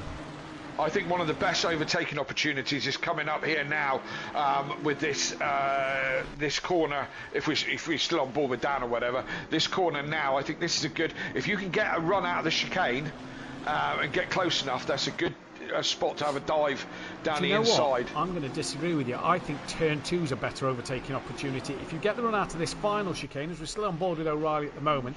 If you get the run out of here, not only does it open up turn 1 for a chance, but you can really set them up inside or outside at turn 1. And I managed to do at Silf, I think it was on the outside of turn 1 in race 2 on Tuesday night, because if you can keep the momentum around that outside line and keep within that bumper to bumper, you then have the inside line for turn 2. So I think sort of the stretch from turn 1 to turn 2 out the final chicane, I think that's your best chance.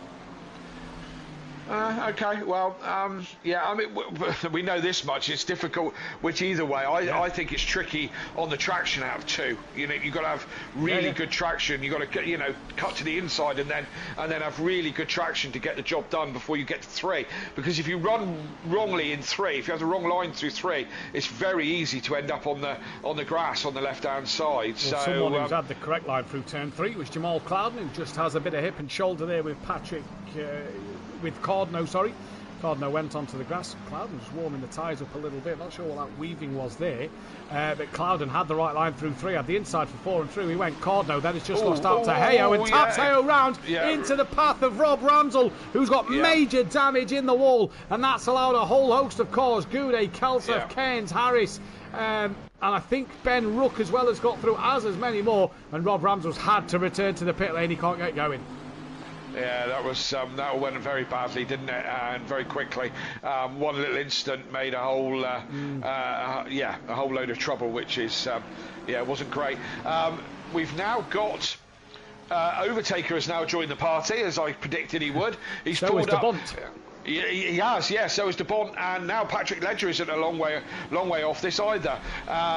Patrick's been overtaken by De Bont at some point, but they're all just cruising up to the back of Williams, and he's still keeping it out there, just keeping that Merc nice and wide and holding him up. Riley is all over him like a cheap suit, but if you haven't got that extra grunt, you're not going to get past, not cleanly. I think the Honda's good. In sections around this circuit, I don't think it's suiting the whole track. That sector 1 would suit the Honda, the way the corners are. I think traction out the chicanes is where the Honda's probably going to struggle compared to that Mercedes and that Lamborghini, if I'm going to be honest with you. Although, did you see Alton Park in the real world in British GT speaking Honda? It got 3rd place, nearly 2nd. Yeah, nearly 3rd place, nearly 2nd. Yeah. Excellent. Yeah, well, that's an improvement for the Honda, isn't it? It helps that most of the field was running the wet tyre on a drying surface, and the Honda pulled a great strategy and went on the dry tyre. So. Well, there we go. I look forward to being at Orton and seeing all the grass cut really nicely from the Honda. And I've said nothing wrong to you tonight. I don't really think we deserve No, I know, but it's not like it's not going to happen, is it? Do you know what I mean? It's not like you're going to go the whole season not mentioning, Ginster's rubbish. Complete rubbish. Been doing this with you for 5 years. You've never talked so much rubbish before. Of course you're going to mention it. You can't leave anything alone. GG5. See, I'm not even going there. I'm not going to rise to this. We'll see. We'll see. We're down with one of the closest fights on the circuit as Myers into the pits. That is that of Kelseth on the back of John Goudet. Coming through the final chicane now. Clouden's up to 16th after a few pit stops and making overtake. Sorry, mate. Yeah, Overtaker's got in front of Carlos as well, and Dan now having a crack here. O'Reilly, he's gone to the outside. He's going to try it around the outside. He's got him done. That's the way to do it. I think O'Reilly went a bit deep, to be honest. Lost momentum. The way that's O'Reilly's tapped him round. O'Reilly's tapped it backwards. Oh my God! And Dan rolls the car back, holds on to the brakes. Got to find a space to turn it round, and he does so safely now on the grass. I think you was right there, Kelly. I think O'Reilly may have dropped a wheel on the gravel. But I tell you what, that's caused chaos behind, because O'Reilly tapping down has allowed Overtaker and Carlos and De Bont and nearly Zampolini through as well. And also, De Bont got ahead of Carlos out of all of that. And Zampolini's now going to try and look for a move on the back of O'Reilly. So, I think O'Reilly dropped a wheel on the gravel. That's how Dan got past him, because there's no way.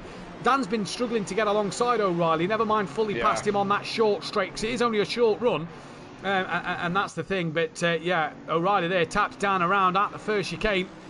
I assume that one will be in the steward's room. I was going to say, I'm sure the stewards will be using their notepad for that one, because it looked like they got together in the chicane. Benefit, as you said, De Bont, Carlos and Overtaker all go forward, and it took a bit of pressure off Williams just for a minute. Long way to go, mine. Still got 51 minutes to go, so still a long way to go. Although the pace of these guys, I think once you've been tumbled down the order, it's going to be very difficult to get back up near the sharp end. Top 7, if I'm going to be brutally honest with you. I probably agree, mate. Swindle in the chat saying, I'm new at watching you guys, but can appreciate your position. What do you mean by your position? Either way, welcome. We love having you here. I'm sitting up looking at the screen. Scott Unsworth said that I keep watching back with Ramsell. The Lambo was always going to make the move to the right for the overtake. Either he was going to rear end the Lambo or get caught up in the collision. And Ian Best saying tyres are not needed, Duffin. I need to apologise to Ian Best, because he had a very quick pit stop last night, and I went and asked if he'd changed tyres. He told me no, and then panicked and then went into the wall.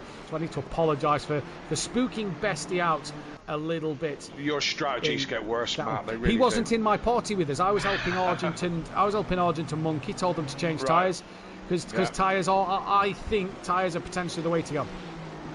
Right. Okay. Yeah. You've got to be a tyre whistle. 70 minutes is a long way on one set of tyres. It is. I'm going to struggle with this. On a track that is 30 degrees. Yeah. Yeah. 30 degrees. Yeah. Colder track. I'd say the maybe. way you lean on these tyres, especially in that first sector, you lean on these tyres quite a bit. I think it's as O'Reilly's going up the inside of Carlos, and now let's see if Carlos can hang it around the outside. No, has a little wiggle. This could allow Zampolini through. Oh, Zampolini's rear-ended O'Reilly. Carlos has got back through, and Zampolini has rear-ended O'Reilly. Through he goes, as does Hoopert. And O'Reilly now left wounded. And similar to the Dan one, really, just kind of drove into the back of him. Yes, indeed.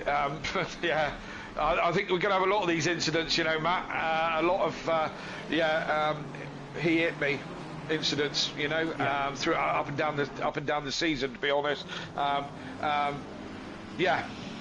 going back to tyres. Do you think a more flowy circuit is going to? Hungaroring. I think there'll be tyres there for sure. Yeah, there's a lot of change of direction and corner after corner after corner. Look at the first sector here. Look at the first sector, and in fact we're on board with Clouden. Yeah. Look at this section after Clouden. How much wear do you think and lean you're putting on these tyres through these bits here where you're leaning on them coming through the fast bend?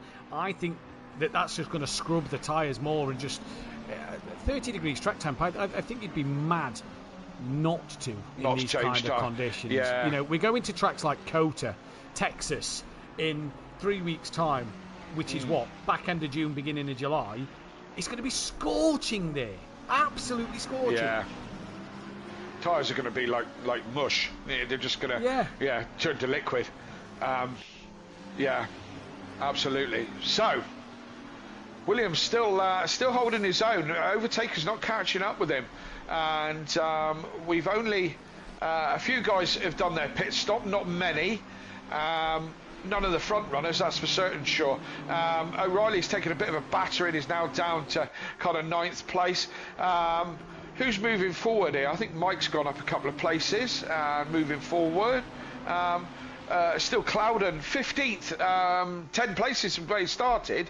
So I tell a lie now. Overtaker is right on the back of Williams as they come into the chicane, the second chicane on the back end of the track, and Overtaker has pulled right up behind Williams now. Took the bump with him as well. Yeah. Yeah, De Bont right in there as well. I'm on board with De Bont so I can watch Overtaker. Only sole remaining forward in no, Rob Smith's gone the forward, but he's just not here tonight. He's just not here, so behave. Sorry. So the only Ford on the grid tonight being Overtaker. After all its success last year, I was expecting to see loads of Mustangs this year, but obviously they know something I don't. Is there any chance that this commentators will commentate Pro-Am? Sadly, Nightbot, no. Rob Smith, Matt has a young baby, so he can't do 2 nights, unfortunately. Yeah, and it's also I commentate from home as a job, so it's not just these 2 nights for SimPlay; it's other nights on other platforms. So it's just I only have my services for the elite. And also, you know, at the moment until my studio is set up, you know, my partner and baby are having to just be sat in the bedroom for the time being, so it's just not feasible at the moment. And we give the other commentators a chance. I know we're brilliant, but they're not half bad either. So let them get on with it. And I'm going to do some racing at some point in the Pro-Am. So Chris in the chat said Ben's just got hit. Well, Ben's just come into the pit lane. Will Friedman is the lead pit runner, and Will Friedman will now pass that of Ben Ruck. Where's Maya? Maya will also pass Ben Ruck. So Ben's second race not going the way he'd have wanted it to. Where's Erkin Koglu? He's into the final chicane. Where's Hoffer? Hoffer's only at turn 1, so Ben will possibly lose that to Erkin Koglu, and no more than that, because Hoffer is coming down to turns 5 and 6 at the first chicane now. But if we go back to that Overtaker Williams scrap, Williams has been the trolley train at the moment. Yep. Defending KLF-esque. Overtaker not doing it, not overtaking. He's struggling. He's getting it all. We get all squirrely out of the last chicane on traction. That's not going to help his course. But he's looking left. He's looking right. He can't find a way through right at the moment. He's Williams doing a cracking job of defending here in that Mercedes. Ooh, big wiggle from Carlos in the background. Zampellini to the outside of him, coming in towards turn 2 now, which merges into turn 3. De Bont's also having a look up the inside. Yeah. Of that of Overtaker, tucks back in, pulls back out now, does De Bont, and tucks back in yet again. We'll wait to do that one on another day, but yeah, a few battles starting to develop out there on the circuit at the moment, and O'Reilly's not too far behind, you know. Here comes Zampellini into the first chicane up the inside of Carlos. He's alongside as per the rules and regs, pushes then Carlos over the chicane. I feel that Carlos gave him the room at the first part, and I don't think that room was respected on the second part there. De Bont's lost a lot of time through the first chicane. Yeah, I think there could be a few tickets going in tonight. You don't think so? You don't say. I'm glad I'm not one of the stewards, and I'm not on the stewarding team, because it's going to be a busy season for all categories, to be honest. Yeah, De Bont went a bit deep on the exit of one of the corners, which dropped him back a bit, but he quite quickly came back up onto the back of Overtaker, and Carlos is joining this party, and Hooper, as we know, is right there. Just checking Mike Matthews coming out the pit lane. Myers just ran wide onto the grass, but it was very close for Mike coming out to Myers. Mike stays ahead of Meyer there then. So Mike net second in terms of pit runners, but we know that's obviously not the case because the front two are just well out in front. Carlos then on the back of Zampellini here with Hooper with a watching brief. O'Reilly gaining on them too as well. Bit of a gap. Zampellini back to De Bont, who are teammates this season, let's not forget. Well, Hooper was very close to the pit wall there and got a bit squirrely out of one as well. He seems like he's fighting that car reasonably hard. In the BMW this year, he's one of the guys who binned off the Mustang, is now running the BMW, another big, powerful car. Dicing with death right along the pit wall he was. Zampellini's got a run on De Bont on the outside. These two are teammates. De Bont lets him go and tucks back in, but that kind of chops the nose of Carlos off as well. There is some very, very... I'm not going to say dodgy, but, you know, sort of interesting driving. Questionable. There's the word I was looking for. Great word. I've used it regularly. Yeah. Yeah. I've used it regularly. Sometimes about you, Matthew. You used it. That and the Duffin shot was mentioned at the Hockenheim ring on Project Cars 2 when me and Plava was having our fierce that was a great battle. Season.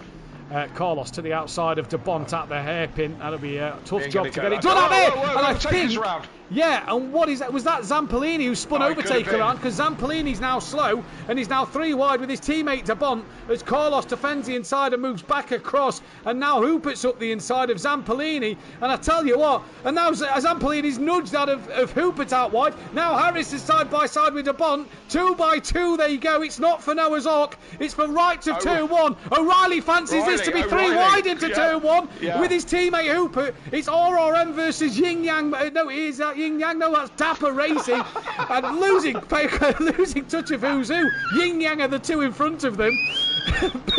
But here, it's got Zampellini coming back on the inside of him in towards turn 4. There you go. And that of Team RRM and Dapper Racing still side by side. They go through 4. This will give Hooper the run on that inside line in towards that chicane. No, Zampellini's got it done. Now O'Reilly fancies a look at his teammate and can't do it. Oh, that was the funniest thing. I'm sorry. I know we're professionals, but that sounded like Hooper gets a bit squiggly. O'Reilly's going down the inside. He's going to have that one done. It was sounding like you were ordering from a Chinese takeaway on speed then. It was absolutely brilliant. I don't know what you were on about, but it was incredibly funny. Well, there we go. Good. It's good to be back. It's so good to be back. It's great to be back with you as well, Kelly. As O'Reilly here just dropped a wheel on the dirt. I had a bit of a wiggle coming through that corner. Yin Yang, RRM, Dapper. It was everybody's everywhere, you know. I have a number 19, a 25 and a 63, thank you very much. Yeah, and with prawn crackers, please. Prawn crackers, please. Oh, my God. Down the order to 17th and 18th.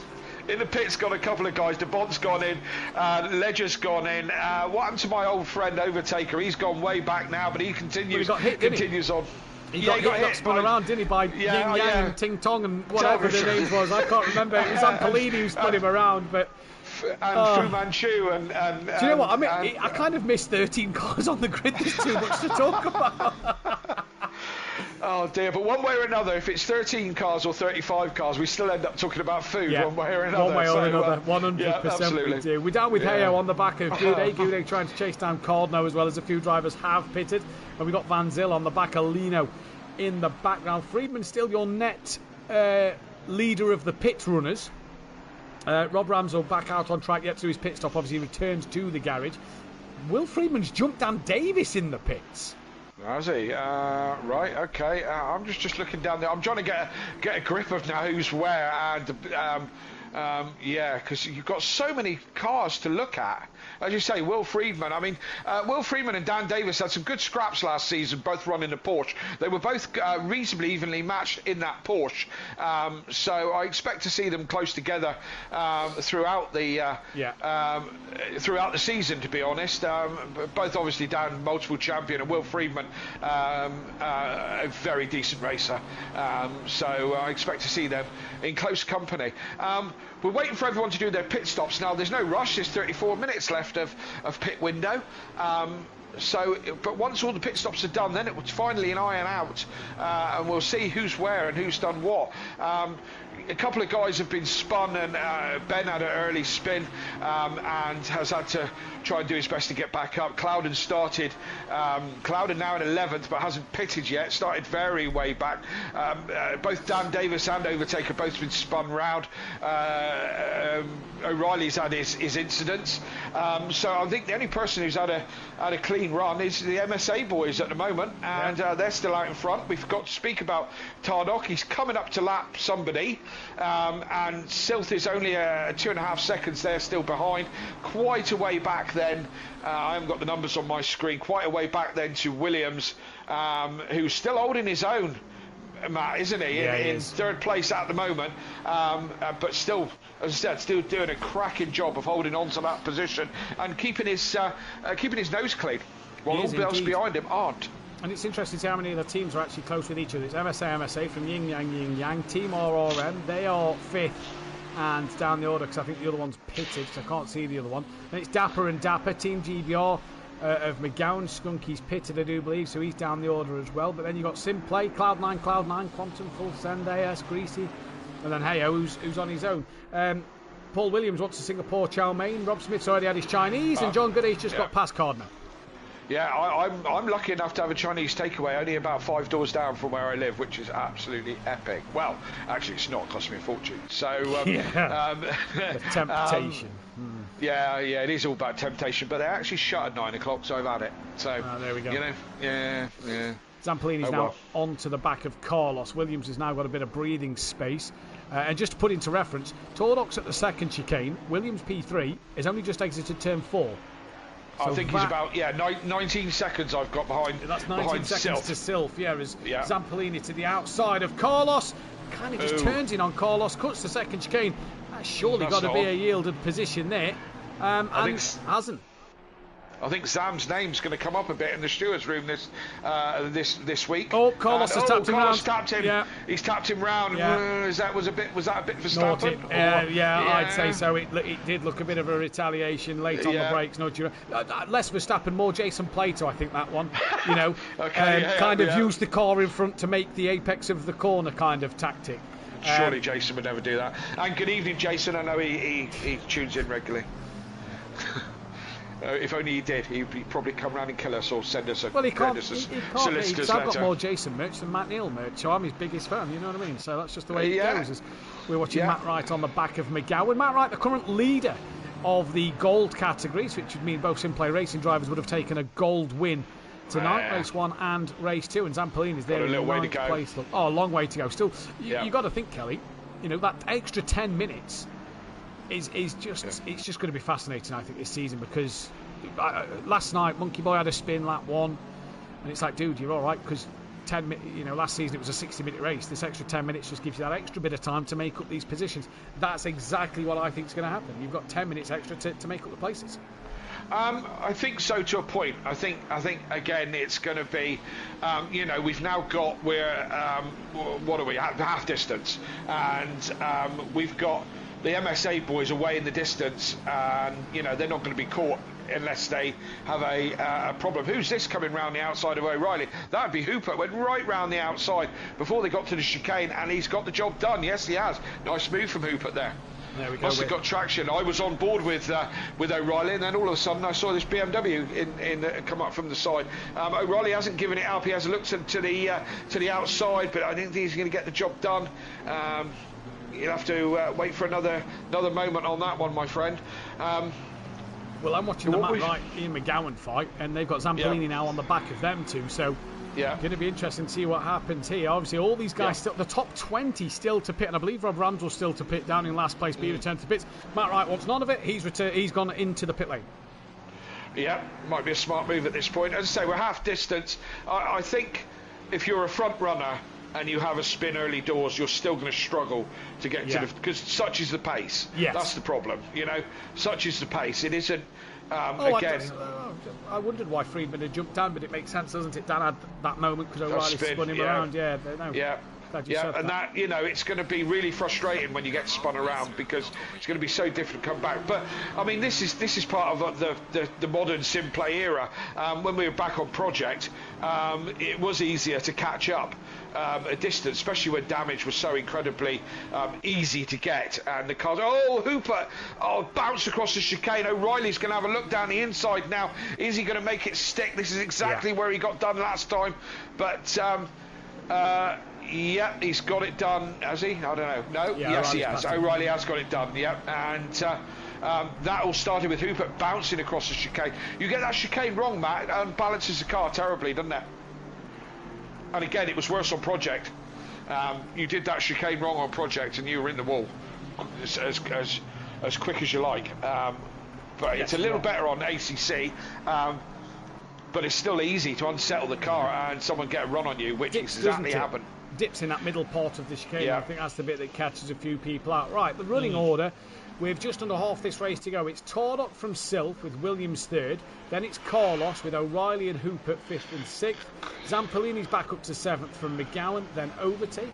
Clouden is into the pit lane. It is Millington P11 with that of Calsef 12th. John Gooday up to 13th.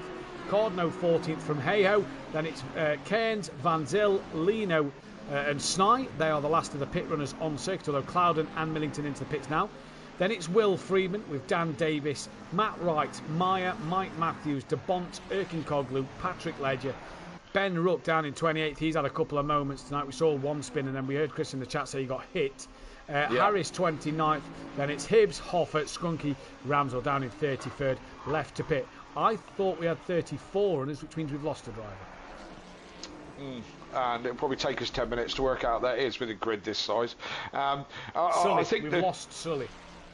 I think what's going to be key this season is going to be qualifying, because Tardock and Silth have drove away into the distance, and I mean I don't think they've got.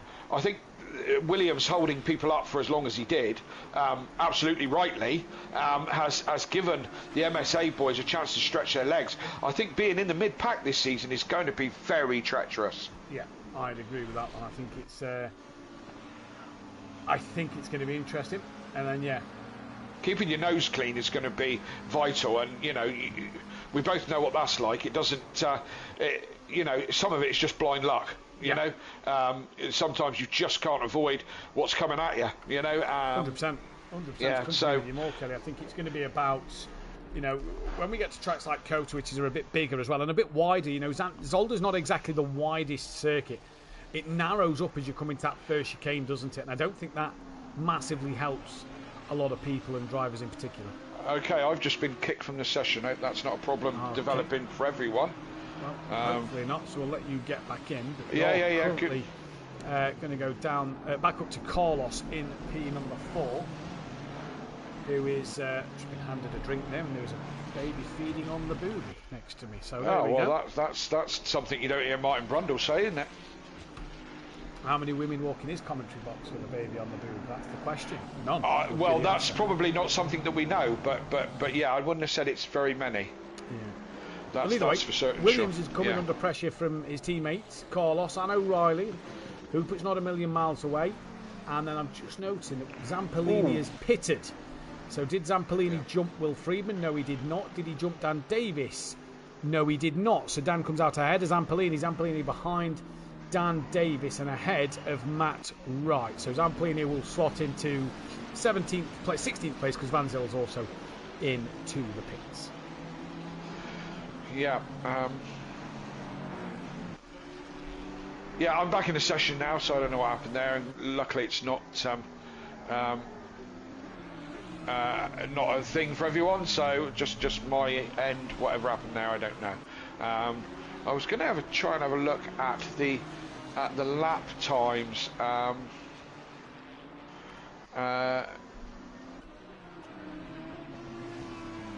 Okay, I'm looking at Dan. Sorry, Goudet and Cardno into the pits at the same time. They was racing each other on track there in the pits at the same time. Carlos has now got past Williams, so Yin Yang do the switcheroo on the circuit. O'Reilly gets a run on Williams as well, and up and over the brow of the hill through the little left-hand bend. Williams on that inside line of O'Reilly into the Gilles Villeneuve chicane. They just bump wheel to wheel, both cut a little bit of each, and then Williams has that inside line for the final part of it and will come back out in front. So Carlos past Williams. O'Reilly couldn't capitalise there. He's going to have a look though now actually at the hairpin corner to the outside line. Does he look for the up and under? No, he's going to try and hold it strong around the outside because Williams gets it stopped on the apex. Doesn't get a great exit. That's helped O'Reilly now fully side by side these two are as they come down to the final chicane. Can O'Reilly keep it strong on the inside line of the first part? Will Williams hold it strong around the second part? Yes, he does. Bit more bouncing off of each other there, and Hoopert's come to play in this one. And O'Reilly somehow still has a nose looking up the inside. Jamal Clouden is that Jamal Clouden? Is he pitted? He has pitted. He's back down to 24th, and now Hoopert looking around the outside of turn 1 on O'Reilly. That'll give him the inside line for turn 2. And Hoopert going to say yes to that. Squeezing up the inside he goes. Has a little wiggle in towards turn 3 now. Still got the car there with O'Reilly. And down in towards turn 4. He's going to have that inside line once again. And O'Reilly's going to have to fight that one another day as they again make a bit of contact. It's good to see that within that MSA stable, gloves are off and they are allowed to go racing with each other because they are door banging like mad. Absolutely, and I thought that was reasonably fair from Williams. I think he gave O'Reilly a little bit of a touch, but he gave him lots of room into the chicane, and a great bit of driving from Williams, in my opinion. And I've got to say, I'm liking that dapper livery. That BMW looks mean as in black, doesn't it? I think the Honda looks better this year than in the orange and grey, if I'm going to be honest with you as well. Yeah. Heyo's got a disconnect. So we've lost. Oh no, Heyo's back. No, so is Sully still out there then? So I thought it was Sully who disconnected. We're now. No, we are down to 33 still. So yeah, it must be Sully because he says he's behind Ramsell on the time screen. He's only done 4 laps, so he actually retired very early on, and we've just noticed Heyo's back in though. Yeah. And he's down to 33rd. So it's about finishing that race. Zampolini's just got within half a second there, Dan. And has lost a bit of momentum. McGowan into the pits now. So McGowan was ahead of Zampolini after Zampolini's spin, remember. So let's see where McGowan comes out in relation to Dan and Zampolini. Now, will he slot in between them? Will he jump Dan, or will these two have jumped him? I was having a look at Dan's lap times. He's been putting in 28 after 28 after 28. So I think Dan's trying to get himself into that rhythm of consistent lap times, trying to make up the difference after his pit stop. And I mean, he's back up to 13th. We'll see how it all kind of pans out as we get through the last of the pit stop. Still 22 minutes of pit window left. So people who want to go long can. McGowan, by the way, sorry Kelly, he's coming out the pit lane now. He's just come off the limiter, so Friedman will get the jump. I think McGowan may be just in front of this Dan and Zampolini fight. That's Hoffer, who McGowan's actually going to just come out near, and in front of, who is a back marker. So, oh no, he goes a little bit wide. That's going to allow Hoffer to come underneath him. So the back marker of Hoffer gets in front of McGowan. You imagine McGowan will be on the lights and the blue flags, getting Hoffer out the way to get through as quick as he possibly can. Not actually seen. There's the first blue flag. So there we go. There's one blue flag. There's Dan and Zampolini in the background. So the more that Hoffer stays ahead of McGowan, The more this plays into Dan and Zampolini's hands, and there we go. Hoffa straight lines the chicane and gets right out of McGowan's way and stays out of Dan and Zampolini's way as well. So Dan, McGowan, Zampolini all having a little scrap now. This is for 12th, 13th and 14th at the moment, with other cars to pit, like O'Reilly, who's in now. McGowan looking very loose on the back end of that McLaren. He bounced across the chicane when Hoffa let him through, and he's just gone through the next chicane, and the back end of that McLaren is all over the shop. You won't see that on mine. No, you won't. You've probably got the most stable car ever. Zampolini and Dan getting very close to each other there through the hairpin. O'Reilly's done his pit stop. He's now trundling down the pit lane. That didn't seem a very long pit stop for O'Reilly, so I'm wondering if O'Reilly's decided to take tyres. That's going to be the telltale sign, I think, come the end of this race, is who's took tyres or not. I think could be the one to see where people are. O'Reilly comes out the pit lane and is well ahead of the pack. I hope that people try it, and I hope it gives mixed results. Yeah. Because I would like to see some people make a success of doing one set of tyres, and then other people will try it. I don't want everyone to do it, but you know, we just want to see the variety in it. Do you know what I mean? I think who can do it. I don't think O'Reilly changed tyres there. That pit stop was very, very quick, and this is going to be something interesting to see what we can do. McGowan's actually pulled away a little bit from Dan. Dan's still got Zampolini for cover. Let's just have a look at some other fights on track. Zampolini, he bounces over the chicane, nearly up the inside of Dan there. Matt Wright's got that of Meyer on the back of him. That's down for 15th and 16th. We've got Mike Matthews, who's got De Bont behind him. Millington's got Clouden there for company. Van Zil's trying to chase down Goudet, who's jumped Cardno, an absolute peach. Ben Rook on the back of Lino. Down the order, we've still got Ramsel and Hayo to make their pit stops, as we have as well Snipe. That's how good O'Reilly did, by the way. He came out 3 seconds ahead of Snipe, who's not pitted yet. Oh, Friedman side by side with Snipe, sorry. And Friedman round the outside of Snipe in the braking zone of the final chicane. Job done. Absolutely. By the time I got time to switch over to it, the job was done. Yeah. I'm on board with Zampolini at the moment, who's hunted down, or is in close company of Dan, and Dan just dragging McGowan, kind of holding station really, not climbing all over the back of McGowan yet.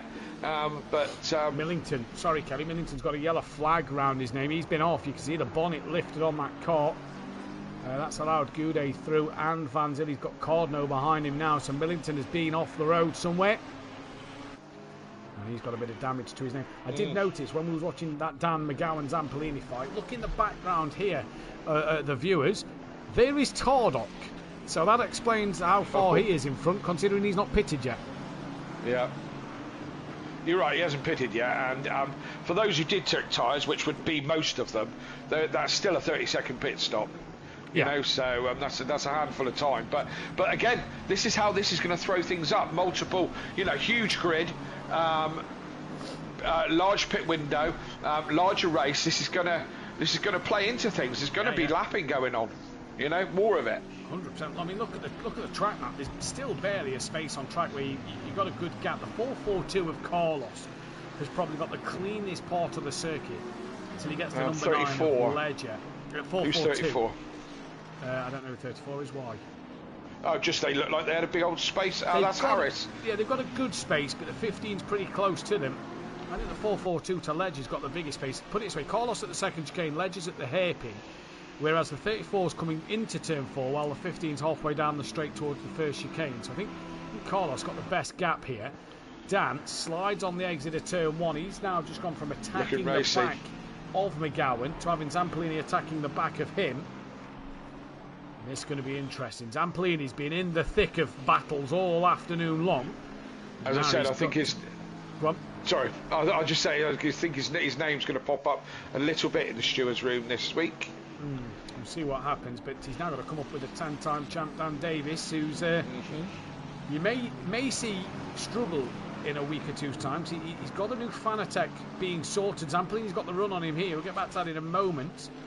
Zampolini not alongside. He dives up the inside now. The second chicane misses the apex and pushes Dan off. Hits McGowan in the process, and then Dan can't get past any of them. Oh, and now he's hit McGowan again, and Dan's got past the pair of them. And here comes the race leader. So you've got to be careful. Oh, Tordok's in the back of McGowan.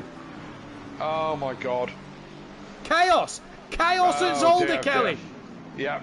Absolutely, and the leader, just minding his own business, gets into the back of this little trio that were having a scrap of their own. So, that's not great, is it? No, not great at all. What I was saying about Dan, maybe off the pace a little bit. He's got the new Fanatec. He's got a low self pedal. May take some adjusting for Dan to get used to. So we'll see what happens.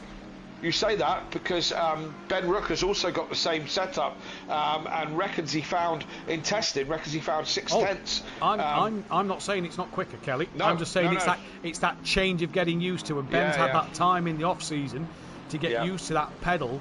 Dan will now be doing it during the season.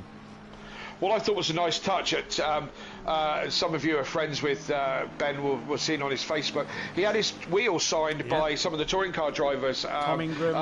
Tom Ingram and Sam Osborne and Dan Robot signed his wheel, which I thought was a nice touch. Yeah, I did as well. Zampolini's still on the back then of Dan Davis here at the moment. Myers on the back now of Matt Wright. Leader, by the way, in silver is currently Cairns, but hasn't pitted. Sylph's pitted. Sylph had that big of a gap in second. He's come out 20 seconds ahead of... Oh, no, sorry, has he? No, he's coming out the pit lane now, so that's updated. Sylph now out the pits and has just dropped behind Overtaker. So, that's a... Overtaker making a bit of a comeback. We'll see how his pits go. See what happens in the pits. Yeah. Williams has come out ahead of O'Reilly, look, after their pit stop. And O'Reilly's still on the back of him. Back to Zampolini and Davis. Ben got his Fanatec wheel signed this weekend, gone at Folkestone by a couple of drivers, which he was happy about. Yeah, I said that. I don't know who said it first. I thought that was really cool. So, nice touch that. Nice touch. Yeah, I thought it was cool. Yeah. I hope while Ben was having it done, everybody was telling him to like and subscribe to SimPlay Motorsport. Not obviously they would have done already, but while everybody's already there, if you haven't already, press the thumbs up button, subscribe to the channel if you are new, and hit that bell to be notified. We'll be back live on Tuesday night. Dan Davis and Alexa Marshall bringing you the the Who Darren Cup Ginetta series on Tuesday evening. From Monza, Dan Davis will be back live on Wednesday for the Pro-Am coverage, and then myself, Sweet Sticky, will be back in your box on Thursday evening for Pro, all at the Temple of Speed, which is Monza. Now, blue flags are flying for Zampolini. I don't know about Dan at the moment, but blue flags are flying for Zampolini. There's catching him down. 3. It's not the amount of blue flags, it's the amount of corners, let's not forget. So Zampolini's got to be getting out the way relatively soon, you'd imagine, of the leader. Dan's just gone a little wide, has a moment, tucks it back together. Now Zampolini moves. So Zampolini straight out the way. Dan instantly follows suit to allow Tardock through and also kind of cover that inside line while he's there. Yeah, nicely done, I think.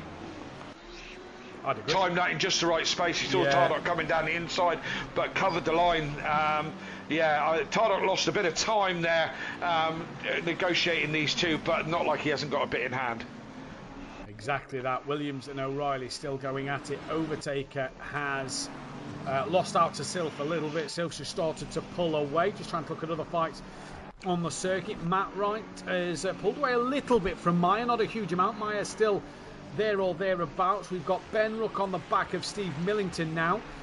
He's got past Leno and started to pull away from Leno. Rob Ramsell still to pit as well, by the way, down in 32nd place. But Calseth in and out the pits. Dan Davis is through, Zampolini's through, McGowan's through. Matt Wright, he's got Meyer making a move up the inside of him at turn 3. Job done for Meyer on Matt Wright. Mike Matthews, De Bont, Erkin Koglu.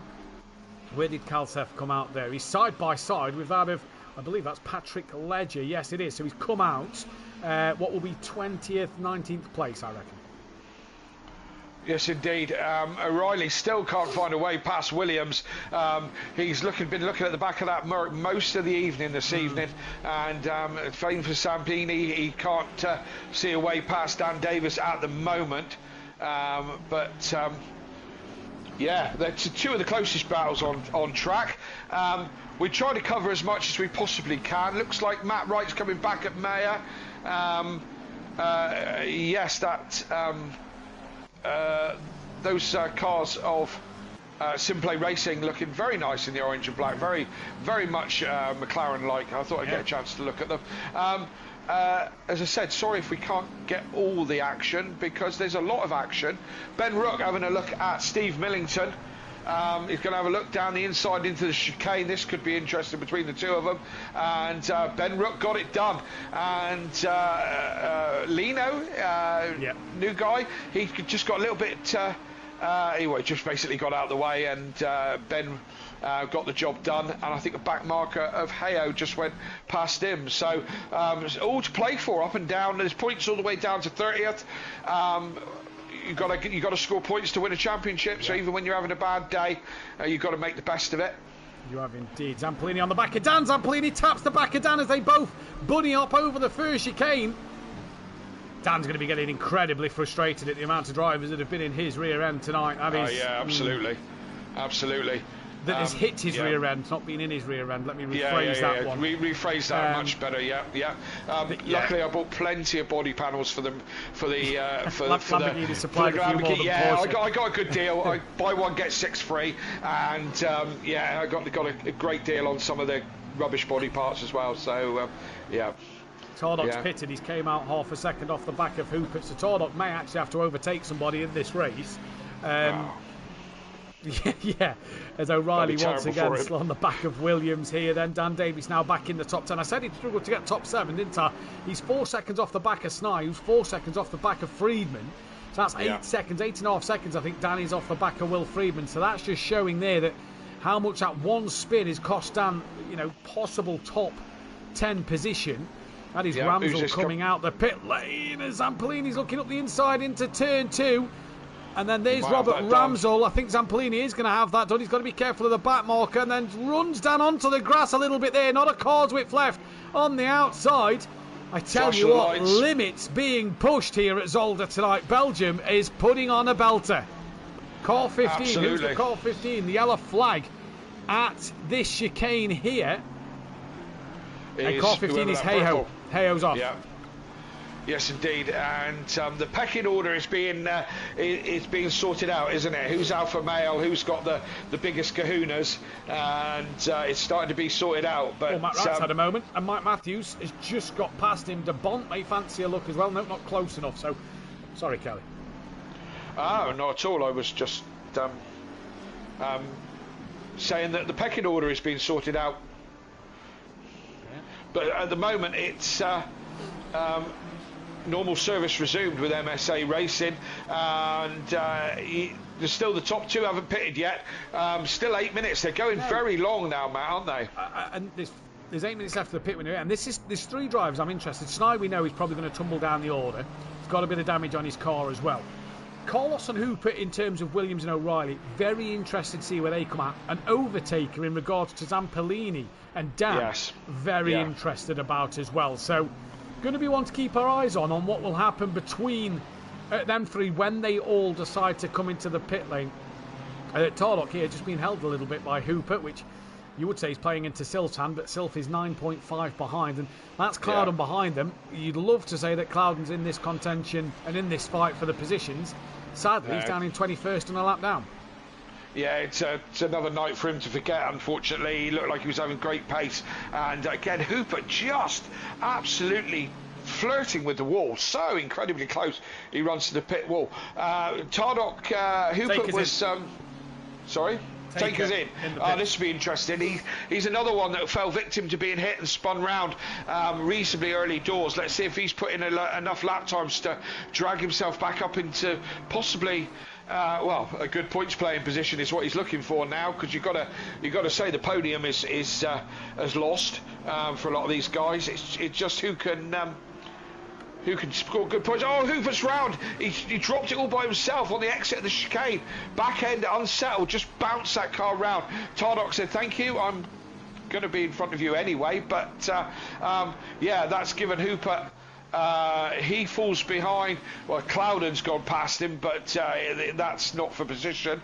I don't know where that's going to be. Hooper's going to end up after that little spin, but that was he's been dicing with death on that chicane all evening, and it's caught him out this time. The answer to our question, Kelly, of where overtaker will be, it's behind Williams, behind O'Reilly, and behind Will Friedman, but ahead of Zampolini and Dan Davis by a couple of seconds as well. So overtaker doing the business there. O'Reilly still looking at the back of Williams. We've got Matt Wright staring at the back of Mike Matthews. Meyer, he's now class leader in that gold category, don't forget. De Bont on the back of Mike, and there's Pinkoglu 16th.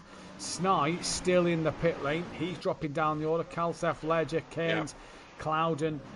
Gooday's coming past him now. In fact, no, Snide's just come off the limiter, so let's see if Gooday will get Snide. Gooday will. And then what about Van Zyl just behind John Gooday? There's Snide emerging at the bottom of your screen, and there is Van Zyl. So Gooday up to 21st, Snide down to 22nd. Van Zyl will be looking at the back of that red Mercedes-Benz. We've got Millington and Harris having a bit of a scrap down for 26th and 27th. Absolutely. Rob Smith in the chat saying big kahunas are one thing, but push to path isn't on. Totally agreed. You know, I've made my feelings quite clear on sim racing in the past. I want us all to race more like proper racers with consequences, but we'll see how that goes. ZRX saying loving the racing and commentary. We're here to please. We're here to please, and thank you for the comments. It's always nice to know that we're doing a great job. I mean, the laughs and giggles are enough, but it's always enough. It's always nice to hear from you guys as well. Keep your comments coming in. We love to hear from you. You make it. You make a different element for us to talk about, and we need that. So, let's have a look back on the rear wing then of Williams coming down over the brow of the hill. Turn 7 here, it's over into the Gilles Villeneuve chicane. Got that black and white Honda, very good on the brakes through the chicane. Middle part of the lap, but again just losing outlook on that traction part zone of the Mercedes-Benz. And last time we saw a Mercedes on the Pro Grid was Clouden a couple of seasons ago. Didn't have the best of seasons in it, so Williams and Snide choosing the Mercedes, as has Hoff. We'll see how they get on. So far, I have to say that Williams has done a pretty good job. He's done a bit of a Kelly Davis drive. He's defended really well. Yeah, absolutely. He's kept it, I'd probably say a little bit better, because I do tend to get caught in the end, you know. And O'Reilly's probably be able to read you all those stickers in his sleep tonight on the back of that Mercedes, because he's seen it for so long. Williams did a cracking job of holding on to that, and I don't think Mercedes certainly isn't that was close, wasn't it? It's not a favoured choice of car by a long shot, so I think doing a great job with that. So I think it's two unfavoured cars really going at it for 5th and 6th on the circuit. And we said last season, didn't we, that Dan and O'Reilly best of the rest, and interesting choices of the Porsche and the Honda. Interesting to see O'Reilly keep this for a second season. We saw that O'Reilly at times was quick in the Honda. What we saw though at times was that Honda just go off, wasn't it? And he seemed to slip and slide and have troubles with it. We've not seen that today though in the Honda. Maybe he's found something to dial it out. Maybe, and you know, there's something to be said for sticking with a certain car. I've certainly done it all the time I've been on ACC. I've stuck with the same car. For me, I like the consistency that I've now got with the car, and it could be the same for O'Reilly. Stick with it. You know, most of these cars, if you can dial them in, or they suit your style, can win races. You know, you know, certainly. I think the Lexus is one that Dan did very, very well with, but other people can't get on so well with, you know. But you know, as I said, if you can dial it in, most of them can do the right job. Yep, I agree. We've got O'Reilly here. Zampolini's within a second now of overtaker, so let's see what's happening here. Rob Smith says Murky's great to a point, then it throws itself into the scenery.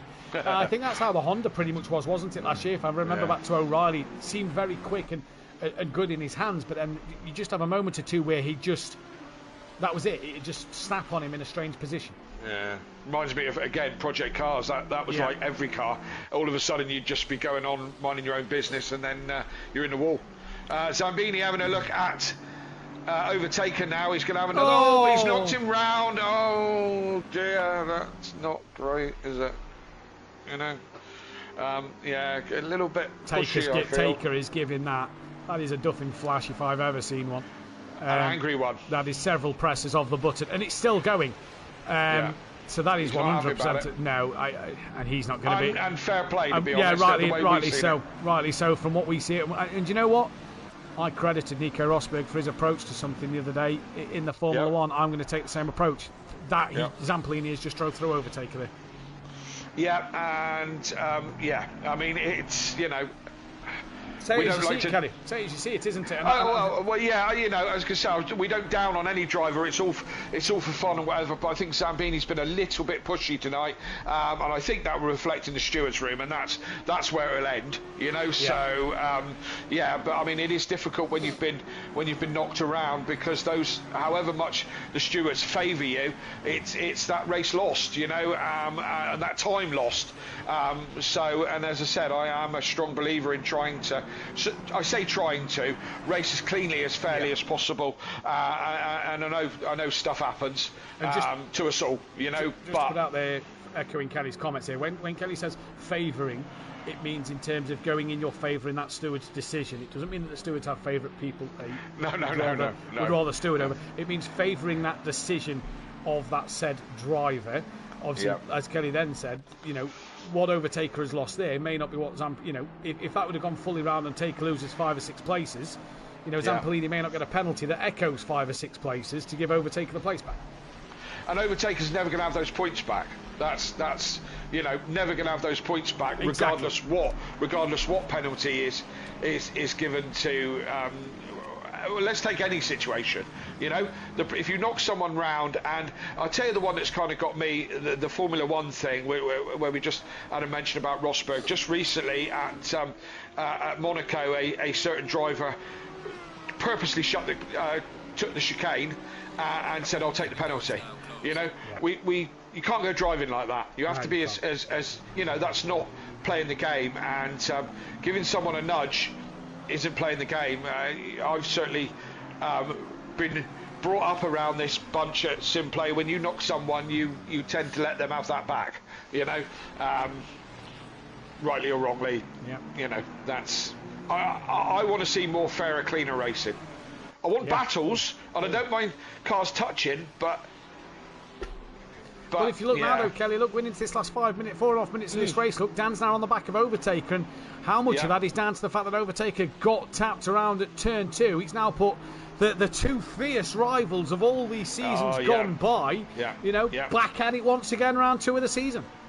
Absolutely, and a great word. He got me off my soapbox there, Matt. Well done. But yes, these two are rivals, both champions.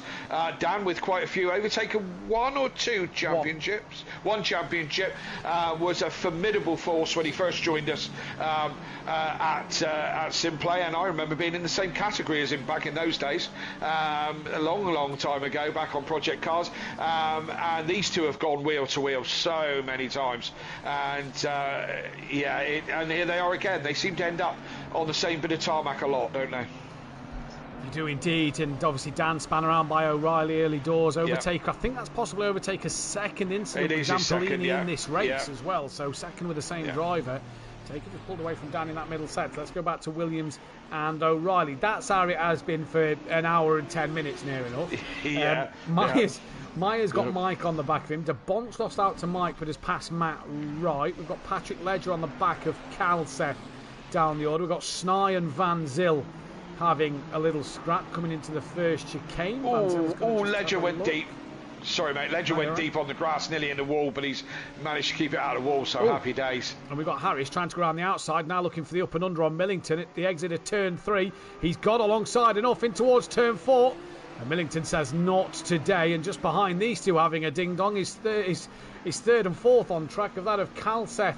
Sorry, his fourth and fifth of Kalseth and O'Reilly. They're flashing the lights. Harris moves right out of the way, doesn't want any of it, and well, that's kind of saved that of Millington for another day. But these two are inseparable tonight. We speak about Dan and Overtaker being inseparable every season. O'Reilly and Williams have been inseparable tonight. It's like they're holding hands, isn't it? Going round together, skipping round together, holding hands. And Carlos isn't a million miles away. Yeah, Matt, I'm doing the same thing again. I'm watching in my sim rig, and I'm using the steering wheel as I'm on board with someone. What an idiot! Shadow practice. You talk about cricket, and you hear in cricket where you watch somebody and you do some shadow batting, as it's called, and pretend to sort of copy their technique and blah blah blah. And they call it shadow batting. What you're doing is shadow driving. Well, I tell you what, I'm much better at it as a shadow driver. Faster than you find. Especially when I'm on board with Dan. There we go. Kalseth's into the pits late on in this race, so under-fueled maybe. Has he picked up a puncher? Has he tried to get the tyres to go and picked up a puncher? Who knows here then? To Calcet's going to lose out late on in this race. That's put Clouden up to 19th place then. Hoopert down. What's happened to Hoopert? He's down in 18th. So he had a big spin, didn't he? Had a couple of big. He did. Had a couple of big moments, to be honest. I think he was pushing the limits of what the BMW will accept. Certainly the rear axle, the way he was jumping over the chicane. It's not a rally car, Hoopert. It's a GT car. Dan's having a look round the outside of overtake. Very slow into 2 there. Dan got an almighty launch. Yeah, but not enough. Just to say, by the way, Tordok's crossing the line now to start the final lap. Dan's got this lap and one more to get this done. Daz Automatic in the chat. More tickets than the meat counter at Tesco's tonight for the stewards. Mate, you haven't seen the Pro-Am in GT4 tickets, so I don't think it's just going to be tonight that was the problem. I hope the stewards aren't planning to do anything this weekend. Because they've got work to do. Hey, it's a good job Le Mans on that we can sit in front of the PCs and watch Le Mans and talk about tickets. Talk about tickets. Right. We need an AI steward, don't we? An AI one that just and brutal as well. That's it. Line them up, shoot them all. Yeah. You know? Yeah, right. A brutal AI steward. That's we're on the what last lap. We've got O'Reilly's got one more chance to get past Williams. Dan's got 1 lap to get past Taker. Mike Matthews has got 1 lap to get past Erkin Koglu. I think we've done pretty well with his name tonight, by the way. We've not mispronunciated that once. You haven't. I've called him Erk. Van Zyl's on the back. Van Zyl's got 2 laps pretty much to get past that of Snide. Calseth still in the pit lane. And where is Tardok? He's at the hairpin, so we're going to stick with Tardok because he's nearly at the end, because we promise you this season we're not going to miss the end of a race. We did it 3 or 4 times last year. We're not going to miss the end of one this season. It is been... sorry, Dan just got closer with someone off track. Someone off track. Dan just got really close as Overtaker and Dan. You pick up the leaders. I'll keep. Yeah, well, he's weaving across the line. Tardok wins again here at Zolder. It's been a dominant night for him. His teammate Sylph is going to come across the line for a 2nd place in what has been a great day for MSA Racing. A few of the drivers finishing down the order a lap down. Carlos comes to the line, in which will be, or is going to come to the line, in which will be a solid P2. Just ahead of Williams, it's MSA 1, MSA 2, Yin Yang 3, Yin Yang 4. Sorry, I'll get used to it. Is that funnier than Mathew, by any chance? Is that what? Sorry, funnier than Mathew. When you found out how to actually pronounce my name. Mathew. I'd forgotten about Mathew. Yeah, we'll get to that, Mathew. Well, Carlos, later in the season. Carlos comes towards the final chicane now, and he is going to come across the line and take home P3. Good drive from him in this one. O'Reilly's going to have to settle for P5 as Williams gets that one. Friedman, solid comeback after the pit stops. He's going to take P6 in this. Zampellini got close to him at the end for P7, and then it's Overtaker who has hung on in there over Dan Davis. Good racing to those take two. Home the P8. Dan Davis will be P9. McGowan's going to cross the line for P10. Solid drive from him. Meyer P11 and the gold winner. De Bont P12. Matt Wright P13, and then it will be that of Erkin Koglu 14th place. Mike Matthews 15th place then. And we are, in fact, that is everybody on that list. So while I take a couple of screenshots on the console so that I can make sure everybody's results are inputted, there is the classification of Sully, 43 laps down. We got through in this race, 43 laps. That is incredible. Robert Ramsey was down in 32nd place for him, so that'll be no points. Steve Millington hung on there for 25th, a few points for him. Ben Rook, where did he come back to in this race? 24th for him. Dan Davis, we know, come across the line, P9. John Gooday, 20th place, good amount of points for him. Hibbs, though, where was Hibbs? Hibbs, he was down the order in 28th, not the race he would have wanted. Snide in the Mercedes down in 21st. Looks like he was in the wars a little bit tonight. Clouden 19th. 15th and 19th, he'll be disappointed with that night tonight. Hoopert 17th, not the best of race twos. Erkin Koglu was 14th place. Ian McGowan was P10. Skunky, where was Skunky? Didn't see much of Skunky tonight at all. No, we didn't. No. I'm going to have to take a look on the screenshots and see where Skunky was. So what we'll do is, while I'm taking a look at screenshots and getting these inputted, we'll head over to the Discord chat for any interviews.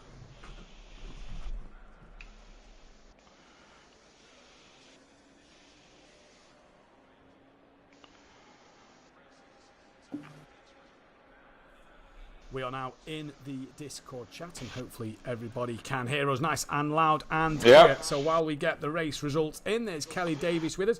We do have that of Dan Davis. Now, I forgot to do Driver of the Day poll for last night, so I'm not going to put one in the chat for tonight. If you want to vote for a Driver of the Day, please comment who. But Kelly, final thoughts on your Driver of the Day? Well, we're back. Glad to be back. Great bit of racing. If this is the way of things to come this year, then this season, then bring it on. My driver of the day, Williams. Great defensive driving, kept his cool, and brought it home for a solid positions tonight. Williams for me. So Williams for Kelly there. Do you know what? Yeah, I think I might give Williams the nod, same as you, actually. I think it's just a fantastic race to drive from him. Who do we have in here at the moment? We've got Dan Davis, who's the only one in here at the moment. Dan, first of all, congratulations on the P3 in that first race of the season. I suppose the big question is, glad to be in the Lamborghini over the Porsche? It's like when you get back home after a long weekend and you then put your slippers on. It's just like, that feeling that you get of just nice comfort. Great. Yeah, glad the Beetle's gone. I'm back in the Lamborghini, and it feels like I've never left it. This, I think, obviously, this going into this season, obviously teaming up with Ben, and obviously with the Team Audio Sport clan growing quite considerably over the season. I left it to Ben to decide what car he wanted, and we're going to go the same one, and he opted the Lamborghini, and boy am I happy he chose it, because it does feel good to be back in it. You feel racy with it? I wouldn't say I feel like one lap racy. I would feel like my strategy and consistency is a little bit more up for pace. There's more options to play with, and I'm not dropping the car as often, so I would say I'm more of a race prepped this season. Okay, so with the race that we've just had, you had an incident early doors, and you were spun round, put you back quite a way. Are you happy with the comeback there to pull it back to, what did you come, 9th? Yeah, 9th in the end. I mean, top job to overtake her. He was kept you honest. He kept me honest. There was a couple of mistakes that I caught from him, but the problem with Zolder here, you don't get enough of an opportunity to really get a good go. So I wasn't going to do anything dumb.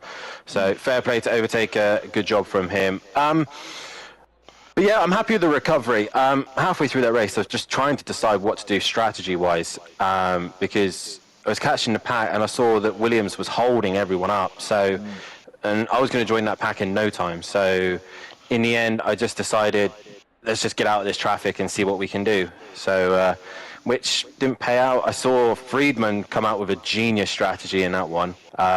So might have to note that one for later on in the season. I take it you've changed tyres? No. No, you're not? Tyres all the way? Yep, tyres all the way. Oh, excellent. Right, okay, so we know it's doable. Myself and Ledger took tyres. Me and Ledger didn't take tyres while Ben did. And yeah, it was Larry, but I think the Lexus was worse than the Lambo, to be fair. Okay. So that's very doable then, or has been tonight. So you didn't look particularly out of control by the end of the race. I mean, you were giving Overtaker a hard time, but you didn't look like you were suffering with the tyres. So that's interesting. I just put the TC up at the start of the race. What I was doing in qualifying and the sprint, just took it a little bit easier on the tyres. The contact between me and O'Reilly didn't help. No. I need to rewatch that. I don't know if I was at fault for just being slightly chicane or what, but I had to have a relook at it. It is what it is. And, podium from the sprint just makes me feel even happier that I've made the right choice going back in the Lambo. Absolutely. We're expecting good things in the rest of the season. I hope so. Race 2, like Kelly just said, Dan, was a bit more of a comeback drive for yourself there. Obviously, without the changing of the tyres there, did you feel that grip was going at the end, or how was it towards the end of that race for you? Obviously, we know every track's going to be different, every weather condition's going to be different. It's going to get warmer as the season goes on. Do you feel this is a tactic going forward for every race at every track, or is it sort of track dependent? No. Do you think? I think from what we saw Tordark or Friedman do is the strategy to go fill out with fuel and just run. And I think that's the tactic to go. I think you can save a little bit of time if you can full fuel it, but I don't think it's really going to matter that much. So I think you'll see a lot of people testing with the 120 litres on board and seeing how far they go, or 90, or whatever they're doing. But I still had 20 litres on board and I had over 120. So, you know, I think it's circuit dependent. You might see at Monza people pushing harder because there's more opportunities to overtake. But for circuits like here, Zandvoort, Hungaroring, full fuel it and hold everyone up, basically. Right. Well, congratulations on tonight's results, Dan. Well done on the P3, and they'll come back in race 2. No one else has joined us in the box, so we will end that one there. But before we do, we'd like to say a massive thank you to our patrons who help us make this happen. Ben Rook out there, Rob Ramsell, Graham Sutcliffe, Luke Saunders, Andrew Taylor, Jamal Cloud and Matt Wright, Steve Millington, Mirko, Richie, Sny, Harris, Cardno and Stardog. Thank you all for being patrons. If you'd like to donate to become a patron, £3 a month gets you certain privileges and accesses, and obviously then your name added to this fancy little list at the very end. So thank you to all them who are patrons. But Kelly, that is Zolder wrapped up in a nutshell in what has been an interesting, fantastic, frantic, chaotic, dramatic pro series we had to Monza. Absolutely, and good. We got some food in there as well. That's going to be a laughing point all the way through the season when you start ranting on about names. So I'm looking forward to that. But yes, we've done here. But Monza, as you said, the Temple of Speed always throws up some good racing. There's overtaking to be done. I can't wait. It all starts Tuesday, doesn't it? Yes, it does. Sorry, apologies. I missed on Discord on thingy. Yep, it all starts on Tuesday. Dan Davis and Alexa Marshall will be bringing you the action of the Ginettas live. Dan Davis will then be in the box on Wednesday evening. Bit of a shake-up for next week for the Temple of Speed at Monza, and then myself and Kelly Sweet Sticky will be back in the box next Thursday evening. That is Zolder done and our sole trip to Belgium done for this year. And what a week of racing it has provided. GT4s, Pro-Ams and Pros. No shortage of action this year. You want to hit that subscribe button, thumbs up, and the bell to be notified when we are live, because you're not going to want to miss a single race. But from me, Kelly, and everybody else here at SimPlay Motorsport, goodbye. Good night.